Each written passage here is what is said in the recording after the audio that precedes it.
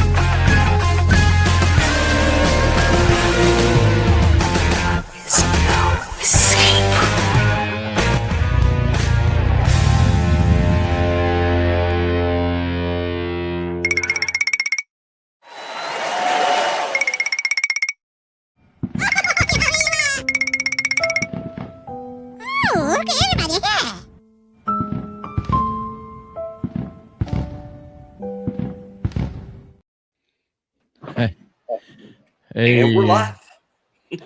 y'all, I'm sorry about this mess. My light is I guess it's on its last leg, so we'll just have to deal with this smudge behind me. That's all right. Gotta figure my darn camera out. It's gone crazy. I don't know what I got going on. I gotta move some stuff around. Hey, everybody. Hey, everyone in chat, all the moderators, thank you.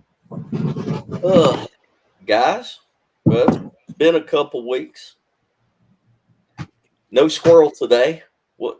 She ain't feeling good. Everybody, thoughts and prayers for Squirrel. Yeah. Maybe she can get a day of rest, but I doubt it.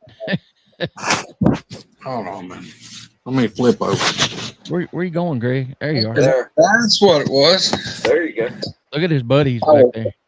The camera was on. Camera's Is on. that the Yeah. carvings that you got at McMinnville? Yeah. I don't know if everybody ain't gonna be dark in here, but yeah, I mean it's Bigfoot here. Man, all this chainsaw carved. This one's 4 foot tall. It's a little almost tall as Yarrington. Then I got this one. Got this one right here. Let me get over here where you see it. But yeah, other boy chainsaw carved them. They're super cool. I'm not y'all. I gotta get some light in here. I got one over there that the face on it. I looked at it and I thought, man, I gotta have that one. And look, y'all, for custom chainsaw carved pieces of wood, this guy's like freaking awesome. I mean, he is good. They made the tongue on this other one. He made it a little bit large. And Abby looked at it. She goes, why does it look like Kiss? And I said, that's because he's screaming and his tongue's out. But this guy took a big chunk of wood, and it was a slab, like where they was cutting lumber, cutting logs, and he's got it where it looks like it's screaming. So y'all bear with me. Overlook the mess. My maid's still retired. Let me go over here where you can see. I'm gonna see if I can spin this around. Oh, let me know when you can see it. A little bit, back up a little more. There you go. Dang, that thing's big too. Oh yeah, it's big. I had to take the top off my lamp, try to get a little more light. Look, hey, I got this light, but anyway, he's got his mouth open and screaming. But look, this guy is freaking good. He comes to McMinnville every year. What's his name? It's Chainsaw Carving by Rich. I've got his card, and hold on a minute. But y'all, he's from Tennessee, and the man is absolutely gifted. I mean, you can look him up on Facebook, and it actually says Carvings by Rich, R-I-C-H. And let's see here. It's probably going to be backwards. No, it's right. Did you ask him, does he have any experience with boogers, or does he just like carving them? Apparently he just likes to carve them. But now, if you go on his page, he carves all kinds of stuff. But he was at a Bigfoot conference, so that's why he was carving Bigfoot. But Yeah, okay. he carves some cool stuff. He probably sells more stuff than anybody there, I think. We need to get with him and see if he wants to post pictures of the stuff. I mean, least we could do is put it on our Facebook page and try to drum up some activity for it. I'll tell you this, I was, if you counted up like customer mileage, like airline miles, I had a lot of them because I bought a bunch of stuff while I was there. I went there. I mean, look, I went with extra money I carried with me because last year, Flat Rock got one of these big ones. He didn't bring but two. Flat Rock got one, and I forgot who else got the other one. But I was going to buy one, and he's like, "They're done sold," so I had to buy. I got another one over there that's it's like a 3-footer. So I got it, and I was tickled with it. But I was there. I got to McMinnville early that morning, Saturday morning. He had the time I got there, he had carried like 3 of these big ones inside, and he had a dolly. He was bringing them in, putting them on the floor. I walked over and I found him. I was like, "Oh, he's here. Looky here." And I was asking other people around. I was like, "Look, the guy that's doing this carving, see, y'all seen him?" He's like, "Yeah, he's out getting some more." I stood there about 10 minutes waiting on him. And when he come back, now look, this was, for us, for the vendors, we were in there about an hour before the public. He come walking up and, of course, small talk, "Hey, how are you?" And da-da-da-da. I said, "Okay, how much are these big ones?" He's like, "Well, I got to have $300 out of them." I said, "Well, all 3 of these the same price?" He said, "Yep." I said, "Well, tell you what, dude, just go ahead and put sold on this one." And I forked him over $300. And then I looked down and saw that the screamer, I call it. And I was like, "How much is this one?" He told me a price on it. And I was like, man. I said, "I don't know. Let me think about it." And I made him an offer. And he's like, "Yeah, I can do that." So I bought that one. And I'm looking over, and he had some heads. And it's about the size of a human head, but it looks like a booger from the shoulders up. And it's just shrunk down to human size. And they were real pretty. And they're chainsaw carved too, but they're about the size of my head. We had one of those. I said, "How much are these?" He gave me a price on them. I was like, and he knocked a couple bucks off because I'd done spent a chunk. I said, "Okay, I want that one." So I got that one. I said, "Look, just mark those other 2 because they're like, a couple hundred pounds." I said, "Just leave them here where people see you work for the conference. I'll get them when the show's over." I said, "I'm set up. I'm a vendor." And so I left them there, and he put sold on them. Well, Flat Rock wound up, bought one. And I don't know who bought the other big one. But anyway, I got back over to my table and walked up, and I was showing Wanda and Abby, and Verby and Barry was there. Aunt Verby, and I said, "What do you think about this?" And of course, she thought it was cool as crap. So, "What are you going to do with it?" I said, "Well, it ain't mine. I bought it for you." So I gave that one to Aunt Verby. And then we walked around for a while, and then toward the end of the show, we went back over there, and he had these smaller ones there. And Verby's son, Barry, my cousin, he was one of these, and he had 2 of these left. And let me get it over here where baby been like, you see it better. But anyway, he had 2 of these, and the other one was a little bit thinner and maybe an inch or so taller, but this represents more what I've seen because he's broad and thick. But I mean, he carves them all the way around. They're burnt. He burns this in, colors them, and I don't know if you see the face on it, but anyway, they're cool as crap. Anyway, he had these things marked, but this is like the show's over. He's fixing to load up. And we brokered a deal with him and bought 2 of these things really cheap. And I was like, Barry bought one, I bought the other. And then I happened to look, and he had another one that just had sitting there. I was like, man, you about sold all them. He said, well, I got that one. I said, make me a deal I can't turn down. And he made me a price. I just went and paid him for it. So when we walked back around, we came through. Look, so I told you, the whole bed of the truck was full on the way home. Y'all thought I was Just about, joking well, when I said he needed a Bobcat to load him. yeah, well, we got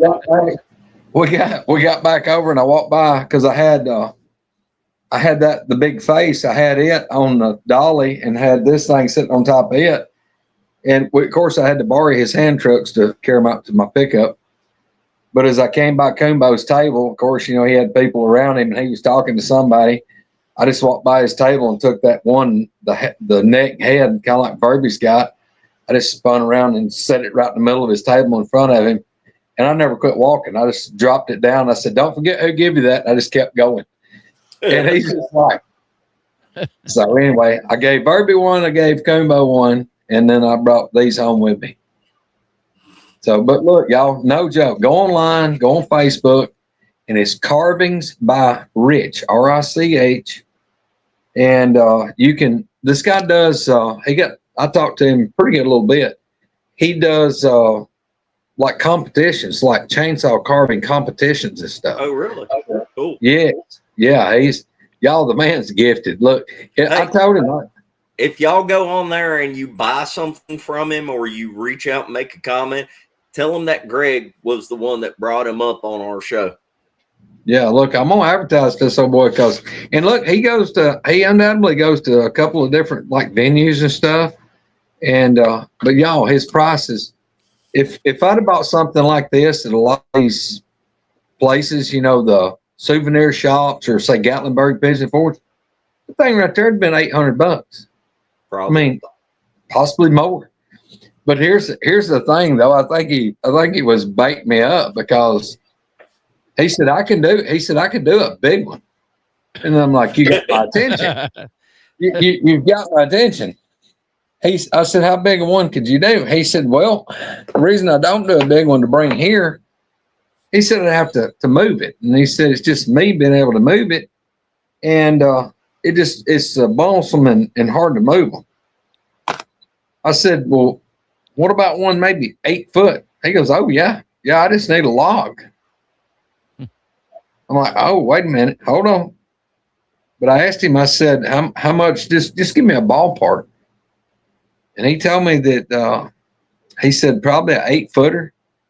He said I'd be looking in the ballpark probably $800 to $1,000. I would jump on that all day long. Look, man, here's the thing. He told Flat Rock the same thing. And man, Flat Rock's, we've been talking about it for 2 weeks. It's like, I said, Flat Rock, you know what? I said, tornado here at my man cave, it blew down a pine. Y'all, it'd take me and you and Roger to reach around it. This tree is massive. No kidding. It blew it down. And it's still laying. It's across my road. I left it because it's like an extra gate. Because this tree was a property marker and it fell right in line. So I just left it. And it's huge. Dude, there's probably on that pine, from the stump going up to the first limbs, probably 60 feet. And this thing looks like a big fat McDonald's straw. It don't taper in. It's just uniform. I told Flat Rock, I said, man, look, we'd have to, which it wouldn't be that bad. I don't have a chainsaw big enough to cut that tree. I'd have to go with my dad's and get one out of the barn. But I said, we could cut us a couple of sections of that tree about 10 foot long. Yep. We'd have to load them on my trailer and carry them up there to Tennessee. And I think he said he lived around, may have been, I think he was the one telling me it was between Chattanooga and Knoxville. Okay, wait a minute. It says Spring City. I think it says Spring City, Tennessee. But I don't know. Anybody knows where that's at? I can't. Y'all look. I've got my reading glasses on, and I'm sitting in here in the dungeon. Yeah, Spring City, Tennessee. So y'all check it out. And the guy's name is Rich Hobby, Hobby, Rich Hobby. But look him up. look him up on Facebook. Go on there and give him some likes and stuff, y'all. And tell him that Woodwalkers from McMinnville Conference is talking about him and bragging on him, and I gave him a Woodwalker shirt, y'all. He's got a shirt. Hey, so how was the conference? You know what? Let me text COONBO and see if he wants to jump on. He should be plenty home from work or not work, but from church, and he's probably done stopped, got something to eat, and went through at least 2 like Jack's pies or something by now. He'll be ready to roll. Dang, well, anyway, tell us about the conference. The conference was fun. I'm talking about absolutely a ball, like it has been the last 2 years that we've been up there. We got to sit right next to Roger and Heather. Well, Heather most time because Roger was gripping. Roger was gripping and grinning, son. I'm talking about, son. He was kissing hands and shaking babies. He's a damn politician. I feel like it sometimes, but what's wild is I love talking to everybody, and it's like you're being a conversation, and somebody will come up and say, "Hey, I'm so and so from chat," and you're like, "Oh my god!" But everybody talks amongst themselves, and I had a couple of things going on, and I said the wrong thing. I thought it was Robbie that helped me, but it was Patrick Noble. He I needed a flash drive and I didn't have one, and I said, "Will you go ask COONBO if I can borrow one?" I hated to do that. Shoot, Patrick went over and come back with one. I still got to get that thing back to COONBO. Tell them about the other drive you got, Roger. Well, that was it. Yeah. Tell them what you got on it. Well, yeah. I was sitting there with MK, and we were, when you sit there with him, he shows you a lot of his work, and it's just having discussions. And he said, he just out of the blue says, "You have a thumb drive?" I'm like, "Well, no." He said, "If you can get one, I'll give you a bunch of files." And basically what he was saying, he's getting older and he wants people to have access to his stuff for free. He said, "You can, play it on your show, use it however you want to." And I'm like, I'm sure my chin was on the floor. I'm like, okay. So that was trying to get that done. And so one of the files is like 20 to 26 minutes. And it's Renee DeHenden's. When he passed away, they went in his trailer, and of course he had a lot of Bigfoot stuff, but he had been taking home movies and copies of this. Renee DeHenden, one of the original 4 horsemen. Yeah. And so basically this one is put together, and it starts out with probably in Canada in the mountains. It looked like something out of Sound of Music. Beautiful. He did like a 360 pan. There's a little boy with binoculars, an old man smoking a pipe. And then it goes in maybe his wife holding ceremonial masks, Native American masks, 3 or 4 of those. And I can't remember all of it, but you have the hunting dog and the hunters, or the tracking dog. That was cool. Then you have Patterson on his horse with a white pack horse with a box on each side. Looks like in Bluff Creek, maybe looking for tracks. And then I've seen some of this stuff on YouTube before, but to have it right here to watch it, it just blows my mind. And then, so MK explained, we're watching through it, and there's one track. As soon as I saw it, I was like, he said, "Now the story on this is the logging companies, the employees are scared to show up for work because of all this and these tracks and things being thrown." Y'all have already heard the stories of the barrels being thrown, the big equipment being moved, and all that with the big tracks. Mm-hmm. So they had an idea to go make some fake tracks and then get caught on purpose and laugh it off. So it may make them feel better.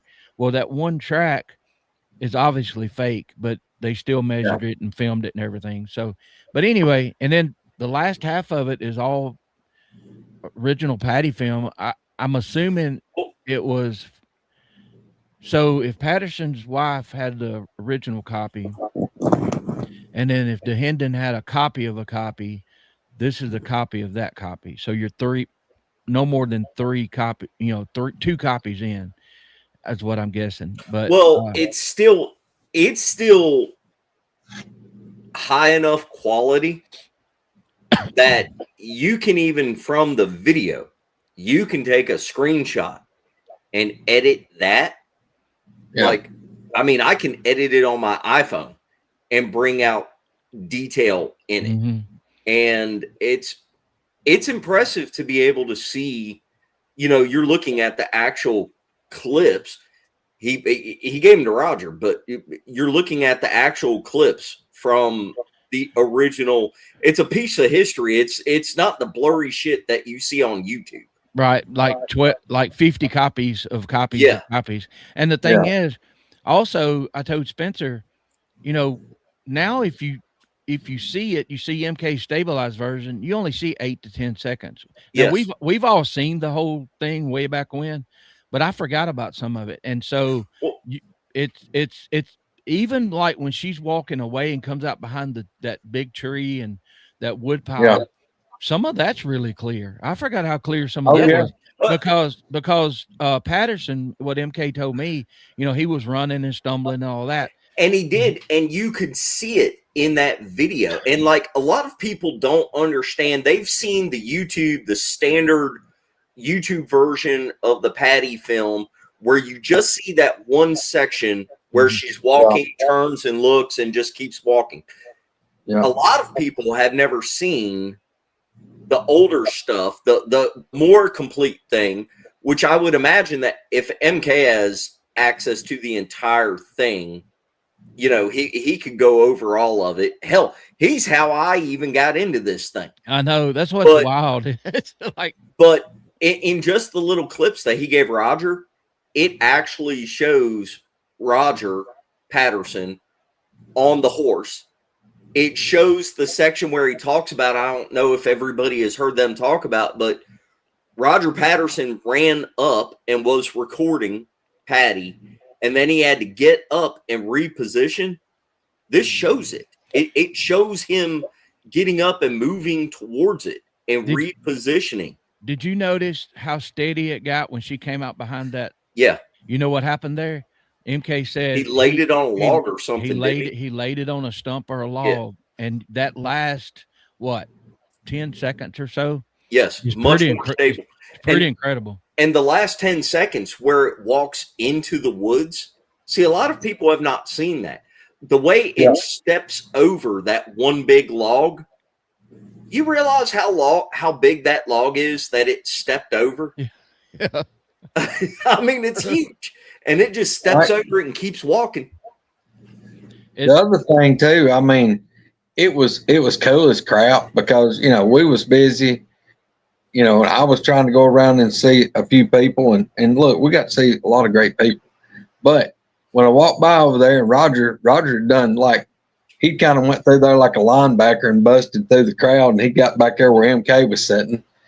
So I just done the same thing. I went in on the other side, and it was Roger and MK, and I'm sitting on MK's right and Roger's on the left. And MK's got his laptop, and he's pulled all this up, and he's running it forward and back. And I'm thinking, there's people cut somebody's throat to be sitting in one of these chairs that me and Roger sitting. I don't I mean, I felt like I was going to be like Charlie Kirk, catch a bullet, because Hold on one second. That's funny. Hold on one second here. Let's throw this up here. Thank you, Gary. Miss Pat and Joe. Well, Joe Parker and Pat, Blue Eyed Northern. Apparently, Pat started a channel. I just saw this earlier today. Anyway, so if that's the link to it right there, Gary put it up. Thank you, Gary. Y'all go check out her channel. It takes a lot to get a YouTube channel going nowadays. YouTube has changed a lot of the prerequisites for, for them to like promote your show and everything, to get monetized, all that kind of stuff. It takes a lot. So everybody go check out her channel. I don't know if it's her and Joe, but just go check out that channel. Okay. And but one thing I want to say right quick though, right now I can't show it publicly because I'm checking the copyright. And I've been told by somebody it's kind of a gray area, but I'll get some more advice on that. It would be great to show that. I mean, you can go look and find bits and pieces of it, but I don't know if I've seen all of this together. You know, back in the day, I mean, a long time ago, probably at least 10 years ago, whenever I was first getting in this, I had found one of the copies. It was a Bill Munn interview. It wasn't the Monster Quest one, but it was a Bill Munn interview. And he showed most of it. But I haven't seen that in a long time. I don't know if it's even still out there. And now I've heard that whenever it was shown in theaters, like whenever it first came out when was it filmed? Was it 67? 7, I think. Yeah. But it was like 73 or 74, something like that, when they were showing it in theaters. It was one of those small little intro movies. Yeah. So it was like a 15-minute intro movie. I think back then a lot of people have said that they showed the whole thing, but that was the original stuff before it was ever cleaned up, before it was ever stabilized. MK did the bulk of the work. For anybody, if you don't understand what stabilization does, if you're trying to record something, especially on these old, that wasn't even 8mm. What was that? I don't remember what that was. Was it like 30 or 32mm or something like that? I can't remember. But I've heard them talk about it. The frame rate is slower. And so what you're getting essentially is you're getting a picture and then a picture and then a picture, and it puts it all together. And because the frame rate and the definition is slower and lower, it looks choppy. MK did yeoman's work taking this and stabilizing it frame by frame by frame. I can't imagine how long that took to do it. Was it 35mm, Rusty? That might have been it. Well, it was way back in the day. We know the camera and everything, but I forget the detail. But the point being, what MK did was he put it in a format that you can actually see it move smoothly and cleanly, and you can get more information out of it. You know who the first person? You know who the first person he let see that? Y'all know him, COONBO. COONBO. He called COONBO. So you got to see this. Yeah. Yep. Yeah. And so, for everybody, for people that don't know what the stabilization does, they take on their computer and they focus on the object that you're like the original footage. The whole thing is moving in the camera because the camera's shaking. So what he can do is he focuses on Patty, and as these pictures Spencer's talking about are coming by, it stabilizes and it moves each individual, like the negative, it moves it and it lines it up and it holds Patty in a straight line, and it lets the outside of the picture go where it's got to go. So it makes the center of the picture, it stays the same and it's smooth instead of doing the wonkiness. And to take that a step further, just so everyone can fully appreciate what MK did for the Bigfoot world, try to understand this. You can get stuff like on your phone now, you have programs that will automatically stabilize something, right? They don't do a very good job. Back in the day, whenever he did the stabilization of the Patty film, he had a private program that he paid a bunch of money for. And every single frame, he zoomed into the same point on Patty, like whether it was the right hip or the right shoulder, he would literally zoom in as close as he could to get it all lined up. So as something is walking, if it's a human, it's walking up and down like this. Boogers don't walk like that. They walk like this, and it just looks more fluid. But he went frame by frame, zooming in, and then digitally lining everything up to make it work. And it took a lot of effort, and it cost him a lot of money and a lot of time. yeah, y'all that don't know, I'm sure most of y'all do. Go to his his YouTube page. There's I don't know how many videos of breakdowns, and you can see on some of them how like where the frame is. You see the edge of it and how many frames. Yes, Because Patterson was up and down and sideways and stumbling and but it was just y'all. It was just one of those moments that I was like, I didn't know what to think for an hour. You know what I mean? Just sitting there, what he was downloading, and he just hands it to me. And I appreciate him. And the thing is, the reason he didn't give it to me to put it on a video and monetize it. He gave it to me, and he's spreading it out amongst people so it'll be available to everybody. You know what I mean? It's so once something happens to him, something could happen to his files. I wish more people in the Bigfoot world would do that. Yeah. Well, the thing about it too, Roger, as we were sitting there, I've seen the Patterson footage, endless times, but we're sitting there, and I'm actually leaned over like this, my elbows on my knees, and I'm about this far from his computer, and I'm watching it. It plays all the way through, and you've seen like where Roger's talking about.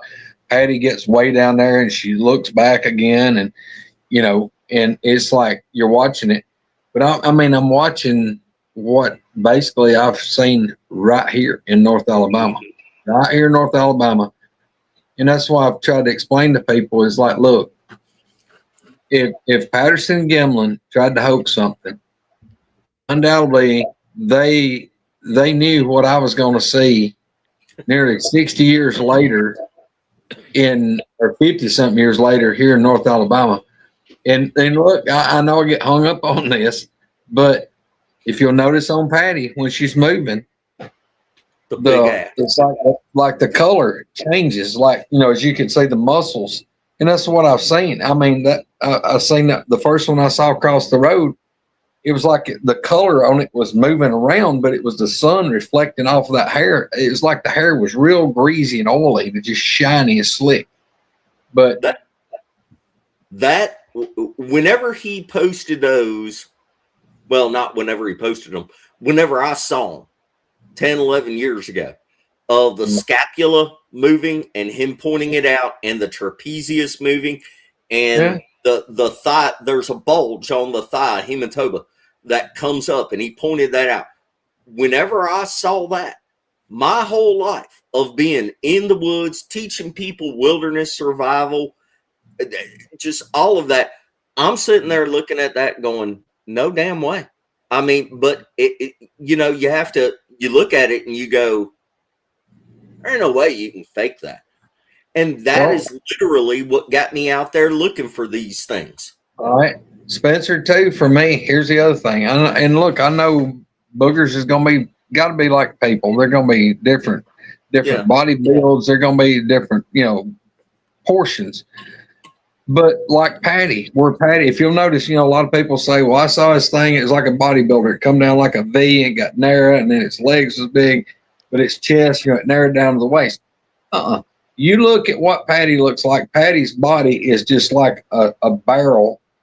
And then what I keep telling everybody about the badonkadonk butt, look at how when Patty's walking, when it comes down, it's like her back's coming down, and it's like her butt kind of rolls out, but at the bottom, it tucks up under real tight, and then the leg comes down. I mean, it's like a crease.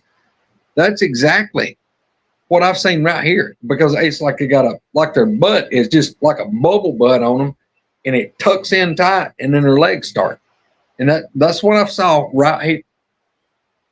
And I saw a picture, because a lot of people say, oh, look, that's a pillow. That's this, that's padding. I saw a picture of a gorilla sitting down, and her back at the bottom looks exactly like that, where it has that padding. If you've ever seen like the guys that win the world strongman competition, they don't look like Arnold Schwarzenegger. Right. You know, they're big, they're hefty, they're, you know, but these are guys that are also picking up 1,200 pounds. You know, now multiply that if you're 8.5 foot tall and 4 foot wide and weigh 1,000 pounds, and you're just that thick and solid everywhere. You know. And I'm like Greg. We've seen too much. You know, I don't know how many there are in the country, but you would think at different ages they have different builds. I saw something at Greg's that was tall and thin, and you know, I saw it take 3 steps. I saw between the legs it was walking. Why? Huh? No, I'm saying Oh. why. Oh, hold on. Wait 1 second. Since it's just us today and we're talking about the conference and just generally bullshitting on here, just so everybody knows, there is a link in the description of the show. If you were at the McMinnville conference, if you have something you want to talk about, if you want to jump on live, there is a link in the description of the show. You can jump on here. Rusty, if you want to jump on here and explain why you think that, come on. He has a great explanation, and of course he has experience. Yeah, well, I mean, and he's a surgeon. Yeah, you'll like, if he comes on here, you'll like his why he thinks that. Cool. Because he's seen it. He's seen it in humans multiple times. But y'all, the conference, getting back on the conference was absolutely fun as everything. A lot of people. I mean, golly, Flat Rock and Patrick was there. Patrick Noble and then Flat Rock. Of course, we had, where we was at, we had Roger and Heather on my left, and we had Chad and Erica on my right. So we got to hang out with them a good bit. Look at that. There he is. We didn't even get to talk to each other much. No. What's up, Rusty? Hey, guys. Hey, man. Good afternoon. Thank you, Renita. Good to see you, Rusty. Rusty, what's up, brother? I'm sorry I wasn't able to go to the McMinnville thing. We were babysitting grandkids that weekend, so you know, that's more important. Yeah. So anyway, it does sound like you all had a great time, though. So that's great. Oh, so I was going to say the story, and Roger's heard this. Spencer's heard parts of it, I think. My ideas on the bulge on Patty's thigh. So when you see her walk, her right thigh. Wait. Before you even go into that, as a medical doctor, as a surgeon, as somebody that has a very in-depth knowledge of biology on a human, anyway, physicology, did you find, whenever you look at it, you see the muscle movement and everything, didn't you? Yes. Don't you? I mean, I'm not asking you. You're a professional of the highest order. I'm not asking you to commit to anything on a YouTube show.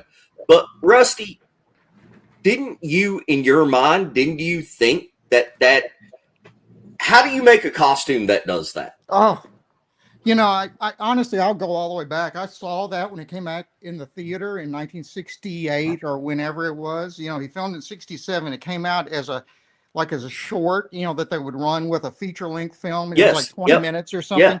And they showed the entire clip way back then, like you were talking about, where it goes up in the trees and where it's tumbling off the horse and all that stuff. And so that was the very first time I saw it. And I remember thinking then, even, well, that's real. That's a real, you know, of course I was only 11 years old then or whatever it was.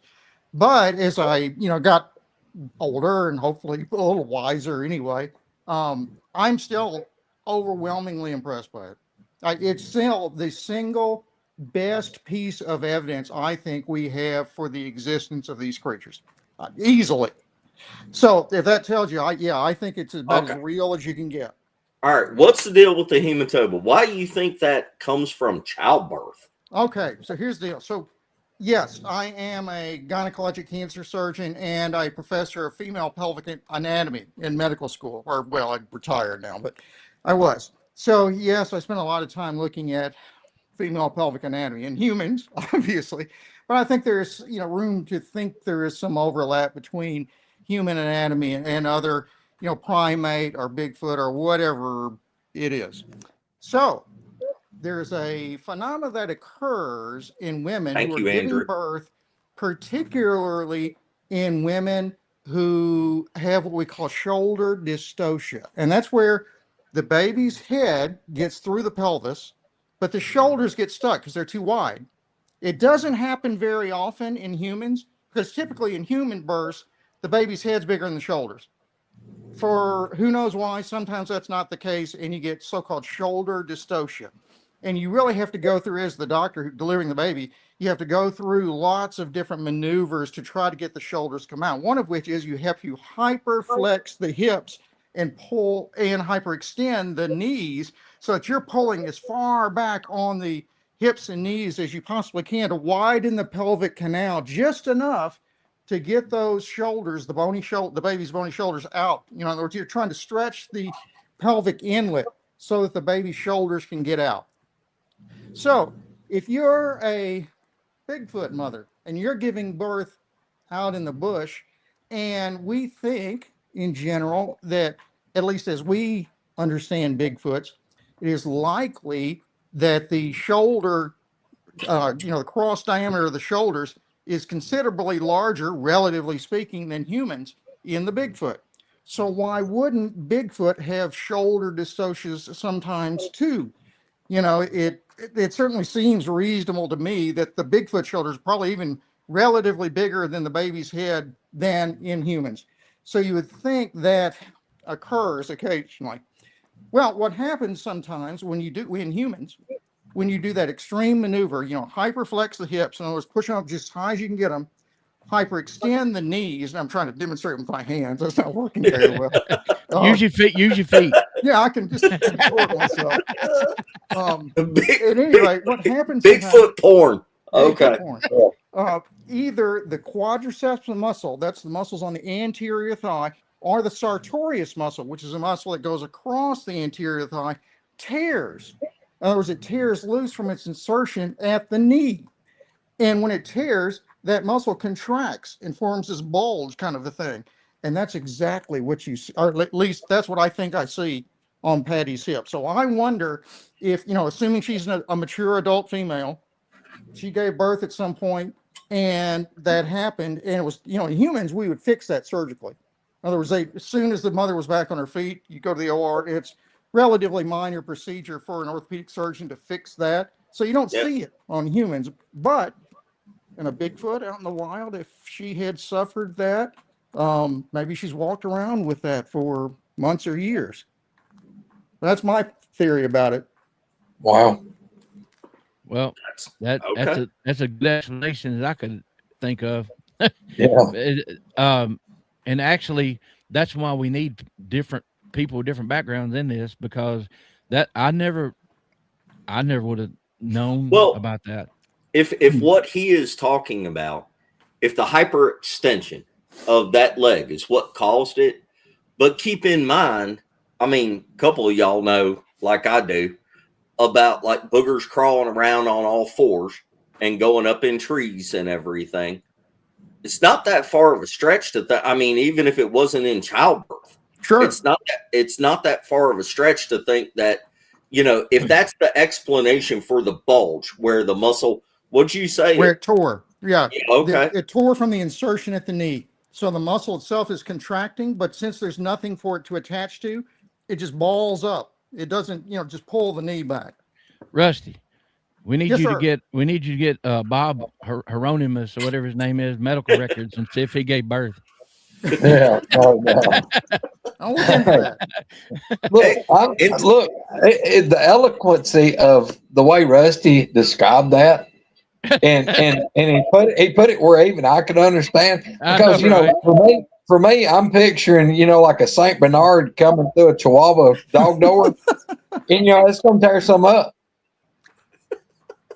It's true. There's so many ways we could go with that now. Yeah. But no, I remember the first time I heard Rusty say that was on Doug's show, I think. Could have been. Yeah. Or I think you said it I think it happened just the way it happened here. You said it you typed it out, and then he's like, "Hey, come on and tell me more Yeah, about that." Yeah, I believe so. Yeah, I was watching that night. Wow. That was a long time ago. Yeah, Seems Well, like.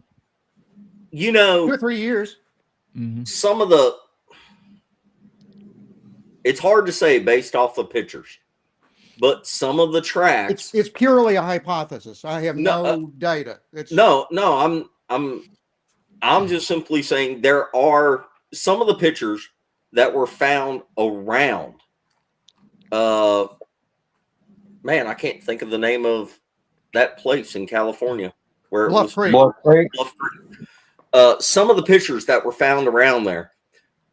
I don't know if everybody's going to know what I'm talking about. COONBO has gone in depth about talking about the difference in the curvature of the walk and the footprints. And I think he's spot on that with when a female is pregnant, a female booger. Now, this is all theory, but I think it makes sense. When a female is pregnant, if you look at a human woman, whenever they're pregnant and they're full term, they'll kind of waddle a little bit. It changes your gait. Yeah. Yeah.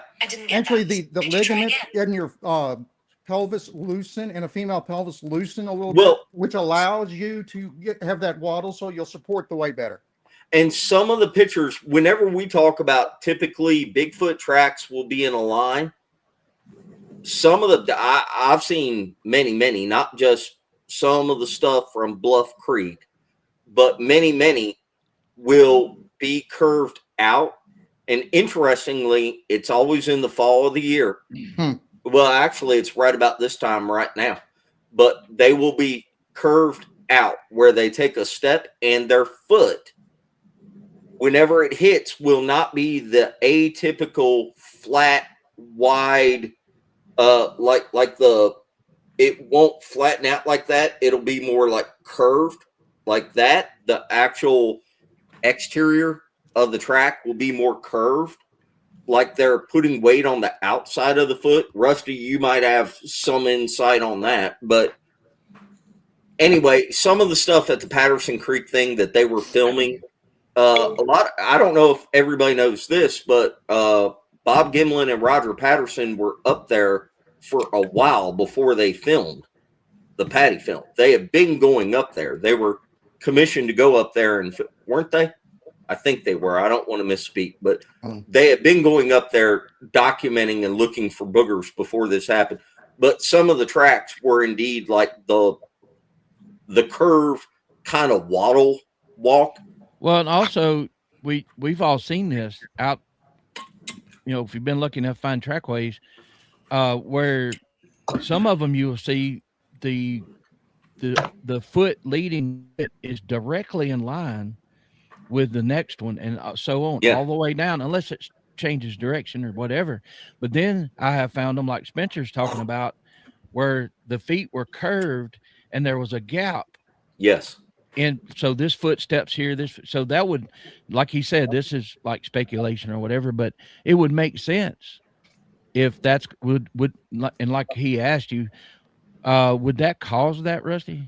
Would that cause if that widening? Yeah, would a pregnant woman carrying a baby at term? Yeah, it definitely changes the gait. Spencer, put that down in your notes. Yeah, I got it. That's the kind of little details that I like, that blow me away. Well, what about walking on the outside of the foot? Is there anything you can think of that intentionally causes somebody to walk on the exterior of their foot instead of placing it flat? Now, I've noticed something, y'all. I'll jump in right quick. Injuries, obviously, might. I've noticed that with people who have shown me casts that didn't make sense at first. The ones I found in the creek here, there were 4 tracks. It was really muddy, and to me, just me. Thank you. It looked like it was for traction. So if you change the gait, maybe we change everything. I don't know. But if their foot is flexible, like Greg says, you think it's flexible in many different ways. You'd almost have to be to climb a tree, right? Yeah. So I think it's a bunch of different things. And then, but when you get to looking at the evidence and casts and you find them yourself and you can see that difference, you know, a lot of people won't know what you're talking about, but if you've hunted all your life and tracked things and been around animals, you know, farm animals, you know, you see your cow hooves and the back legs dragging, you're like, oh crap, I got to go find her. Something's happened, you know? So you pay attention to that. And that's, I think Spencer was the first one that told me to look out for it. But If you, again, going back to COONBO, which I asked him if he wanted to be on here. I don't know if he hadn't seen it yet or not, but COONBO will talk about the pug marks where they walk on all fours, and it's almost like they curl their hands around. What you're seeing is the knuckle impressions and the balls going down to the toes of their feet. Well, at LBL, it was me, Mark, Becca, Anthony, and there were two other people there. We found a trackway going down a cutting, like a clear cut going down the hill. We found a trackway that at first I was like, well, they got horses out here. I thought it was horses walking over it. You could literally see what looked like kind of a softball size, but like with a indentation in the back. So kind of like a horseshoe, but not quite. It was more round than that. And I mean, there's probably, I don't know, I got the video. I posted the video, I think. There was probably 10 or 12 like that. And then it became elongated. And then it became more elongated. And then it turned into footprints. And it went from some kind of pug mark thing to longer and longer. And finally, it was discernible footprints. Let me ask you this, Spencer. That was uphill, right? No, that was going downhill. Downhill? At the uphill part was the pug marks. As it went downhill, as it got closer to the wood line and the creek, it became more and more just discernible footprints. And you got to think about this too. The feet, if they're flexible like we might think they are, then if they're on all fours, you're only going to get a partial print anyway, because the front part of the foot. If they're walking on all fours, you're not going to see the mid-tarsal break. Right. Because it's off the ground. Right. Yeah. And I have to give credit for Greg. I would never thought of that until he told me about seeing the one going up the sandbar that's really sandy and sticking his feet in front of his feet, toes, into the bank for traction, right? And it almost at this angle. There he is. Yeah, that thing's spread was folded. But what? Go ahead. Go ahead, Greg. No, I was just going to say, y'all, look, here's one thing, just like for me doing law enforcement for 18 plus years and counting, what Rusty's got on here and laid out here, y'all, I mean, yeah, you know, like you said, it's his opinion because, you know, we can't put it in stone. But looking at Rusty's background and what he brings to the table of his profession for all these years and to retire from that, what you're hearing from him would be like getting a deposition or a statement on a witness stand on a murder trial. Like, were you bringing an expert witness that's going to testify for evidence? I mean, what you just heard the man talk about, that's the level of what he's just brought to the table. So that carries so much weight that, you know, I just want everybody to understand that his testimony, that would be like a prosecuting attorney would have had a double backflip going, that's what I'm talking about. They're more weight on the outside of the foot. Well, I'll tell you this. When I was almost 400 pounds, my shoes wore on the outside because it changed my gait. And I would wear, my shoes would get really uncomfortable, and I could tell the wear was on the outside of the soles. That's correct. Yeah. When I used to I'd have to think about it. Yeah. I used to weigh up over 350, and my shoes would wear down on the heels on the outside. Yep. Well, Absolutely. And then I'd end up busting out up on around the ball of my foot, busting out on the outside. Because the pressure is going that way. Yeah. Before you got on here, I was doing a poor job of describing what you talked about with the pregnant females possibly having that rounded gait where they're not necessarily in line, and also more of that curved shape to the footprint. All of the females have banana or boomerang shaped feet. Even once they get up to adolescent size, or keep talking, like teenagers or whatever, their feet start twisting. I can't do it with my hands, but I've got slides of tracks that show it perfectly. And but they curve inward. I mean, like the left foot's curved in, the toes curved in towards the right, and the right foot, the toes are curved in towards the left. So they're like curved in medially, I guess, toward the midline. Yeah, towards the midline. But okay, where a male, the tracks are, let me back up here. All right, you can get a whole thing in here. The male tracks are one behind the other. The female tracks are like ours. They're spaced out like that. All right. Then the pregnant female's tracks are a little bit further apart, and they're more, the stride is reduced because they're waddling. Yes.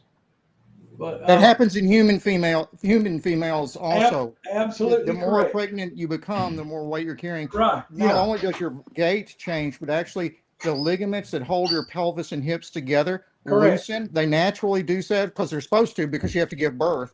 Correct. And that causes your gait to change. Correct. And 3D. He said he was talking about barefoot. What reason I made that that illustration, and then COONBO backed it up. If we had been walking barefoot at the weight we were, we walked in mud, our edges of our feet would hit first, because it's pushing the pressure. I don't know how it exactly works. Rusty's the doctor, but when I had all that weight on me, that caused my shoes, because I was wearing them, to wear like that, because they were hitting first, because my foot was not level. Does that make sense? Yeah. You have to maintain balance because you've got all the excess weight, typically for men, up in the front, in the gut. Exactly. So you're trying to maintain balance. And the same thing happens to pregnant women. Their weight is, up in front of them, basically. So they don't fall down. They have to maintain balance somehow. I'll be right back. All right. But the thing is, once, here's the thing with the patty film. The people that don't believe will not ever believe, no matter what you explain to them. Yep. The people that have moved past, is it real or not, one way or the other, can discuss the things like what Rusty's talking about. A lot of people, we have new people coming in every day to the subject, and you'll see everything regurgitated, and that's fine, because everybody's on a different level of learning because of the timing. But once you get past even the point, like a lot of us here, we know they're real because we've seen them, then we can discuss other parts of in what if this, what if that. Well, I've seen this. What have you seen, Rusty? You saw one do this. And that's a valuable point to get to, because I've even seen people that have shows on this subject that have little to no experience, and I've actually watched them insult the guest, because the guest is telling you this, and then they start throwing words around like allegedly. Well, if that happened, and you're like, whoa, wait a minute. If you didn't believe me, don't bring me on. Right. Hey, some of the people that have had very little experience, where they've only had like one sighting, people that don't go out looking for them or trying to understand it. They had one sighting and it was a glimpse.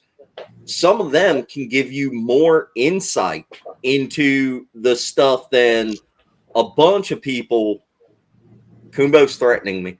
I was going to say, hey, let me see if y'all can see this. Dee in chat, Dee Harrison, she sent this picture. I don't know where she got it, but this is apparently it's a track. But see if I can get it where y'all can maybe see it. If you can see the curve in it. Yeah. Is it curved at the toes to the right? No, this up here's the heel. It's narrow here. Cause I've got one on video at the LBL that was odd because it had a curve in it, but it wasn't the V shape like the biggest one. Hold it up a little bit higher, Greg. All right, see There you the go. it's, Yeah, it's now you can coming see it. around here, and then Oh, look yeah, back here at the heel. It's see that line? It's curving. That's the edge of it where Right. it comes back here. It gets narrow at the heel, and then it comes around. The actual real light colored spot is, I mean, you got the shadow of the phone here, but that thing, the real light colored, this brown is the undisturbed dirt, and then it's the real light colored spot is the track. Greg, turn your screen on your phone. Turn your screen brightness down to about. Yeah, Spencer's got another one. Yeah, that's a good one. That's a curved one. All right, hold on. Let me. All I see is yeah, I can see the curve. Yeah, it's somewhat curved. I can tell. Oh, that's too low. Hold on. That's a Virginia booger. Let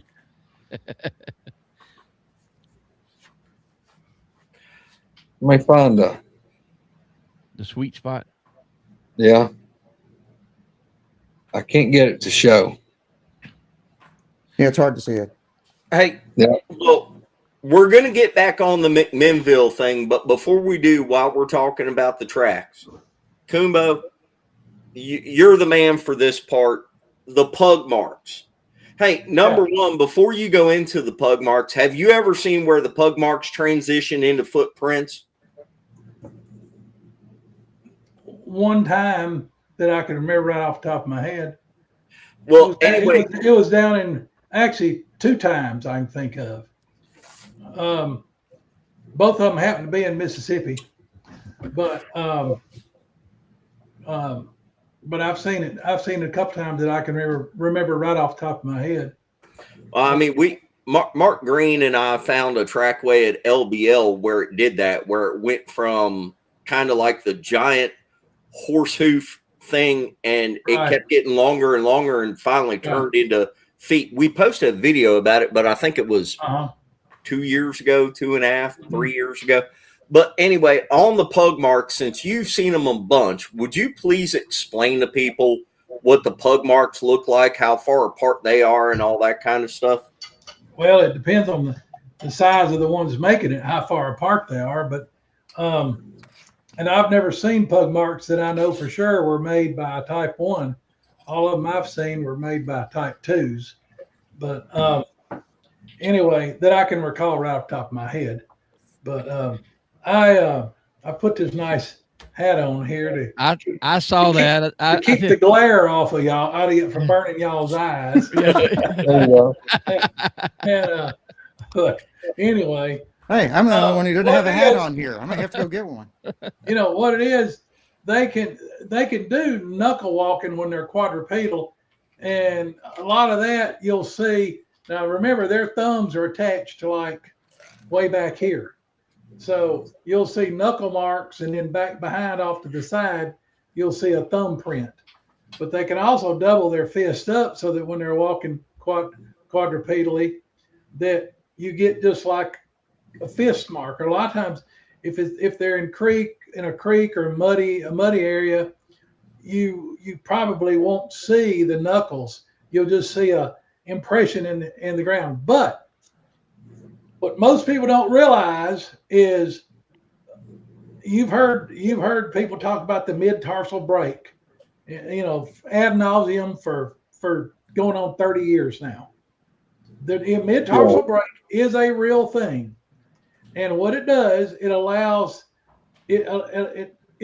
more flex this way, but it also allows them to curl their toes up under, almost like they can make a fist out of their feet. They can, yes. And then when they walk they're So they're actually feet are hitting walking the on their ground like this. metatarsals rather than walking on their toes. Do what?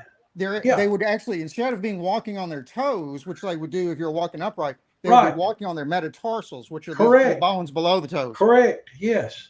And so they're knuckle walking or knuckle and toe walking on all four, both their hands and their feet, or both their arms and their legs. And so if you see it a lot of times where they've gone through a creek or something, or where the ground is sort of juicy, it looks like some cattle or horses have walked through there. If somebody's led some ponies through there. And I watched them close enough that we heard them dropping down into a creek, and this creek went across. Hey, Kevin, this creek went across a quarter section field, which that's a quarter of a mile on each side. No, excuse me, quarter section, 160 acres, a half a mile on each side, and they were trying to get from the pine wood lot behind where I lived over to the big woods over diagonal across on the other side of this half a mile square soybean field. And there was a creek that ran through it. So they were dropping off, coming out of the pines, going down into the creek and following the creek. And now this creek is like many creeks are in Mississippi. It's cut down about 9 feet down below the level of the yard, the fields and the yards around. So once they get down in there and they're going along, quadrupedally, you can't see them. In fact, all of the juvies and the females could stand up. You wouldn't be able to see them walking along. But we would hear them as they were getting ready to move out. You could hear them, doing little whoop calls, back and forth amongst themselves. And then you might get then you'd hear another whoop further down in the ditch, or further down in the creek, or further back in the woods, and occasionally you'd hear a like that little flat whistle. James Armstrong described being on your deck somewhere, and he was talking about y'all hearing that, and he said the exact same thing. He was there. Yeah, he was there. Yeah, we sat there and listened to it, and then once, and you could tell they got pretty good tactics. They didn't all just pile off in there. They went one at a time, and we sat there for 15, 20 minutes, and as they one at a time went down in the creek and started moving along. After the last one was gone and we didn't hear anything at all for a few minutes, James and I went down there and got down in the creek bed, and it was so fresh you could still see muddy water swirling in the little tracks, in the pug marks. Wow. It was really cool. It was he was there. We sat out on the back deck listening to him, and that was pretty freaking amazing. And I got to witness it another time down in Montgomery County, Mississippi. And this one was where they had come up the creek, and they had come up out of the creek onto a sandbar, and it was a little pug marks. And then all of a sudden they got to a point, and all of a sudden you just start seeing regular footprints. And what was really interesting at that particular time was about half of the footprints were three-toed. Really? Yeah, about half the tracks were three-toed. Yeah, sure were. And like I said, this was in Montgomery County, Mississippi. But that was pretty cool. But anyway, but you could still tell, even though on the three-toed tracks, you could still tell which ones were male and which ones were female by the whether they were like this, one behind the other, or they were offset like that, and whether they were a little bit, whether they were really blocky and straight on the sides, or they were curved. Yes. Curved like that. There'll be a curve on the female tracks. There'll be a curve on the outside and a matching curve on the inside. Whether it's a right or a left. You said something a few minutes ago about you've seen the type 2 pug marks, but you don't know about the type 1. Do you have, Go ahead. Do you think that? Well, okay, hold on. Before I ask this, whenever you were talking about the ones where you were on the 4-wheeler and y'all came over the hill and the boogers took off and they were in all 4-wheel drive mode, Right. were those Type 2? Oh, golly, gosh, that was. Has anybody seen a Type 1? Has anybody seen a Type 1 on all 4? That's a really good question. Thank you. I'm thinking, it's many years. Let's see, that happened. Let's see, Clint was born in 87, and he was about 2 years old, 2.5, something like that. So that would have been in 90, late 89, What? early 90. No. That's not, but 36 years, 36 years ago. Sorry. I truly don't. I think those were Type 2s. I believe they were Type 2s. If I'm remembering. Thomas, COONBO, I got a question for you. Thomas, I don't even want to hear about that. The Type 2s doing the spider crawls bad enough. I can't even imagine seeing a Type 1 doing it. So, COONBO, here's a question for you. Yeah. So the ones with 3 toes, the prints you've seen with 3 toes. Yeah. Mm-hmm. I don't know what to do with that because there are no other primates that have 3 toes. Apes, chimps, orangutans all have 5 in some formation. They're not exactly like human toes, obviously, but there's 5 of them. I don't know what to make of that. I've had inbreeding. I think it's inbreeding. Inbreeding. You look at go up in the in New England, like especially around Boston and some of those places like that where you got so many inbred people. But no kidding. Way up in upstate New York and Boston. And do what? Boston. Yeah, but they're all like that. Like way up in the boonies of Maine and the northern boonies of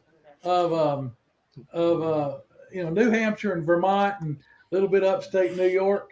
Oh my God!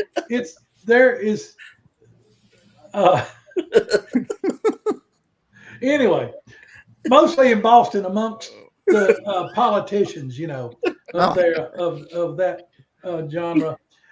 Anyway, I guess I'd be pissed off if my feet hurt all the time too. It's a known fact that you can go look it up. Don't take my word for it, but there is a higher than the normal population of fused toes and stuff like that.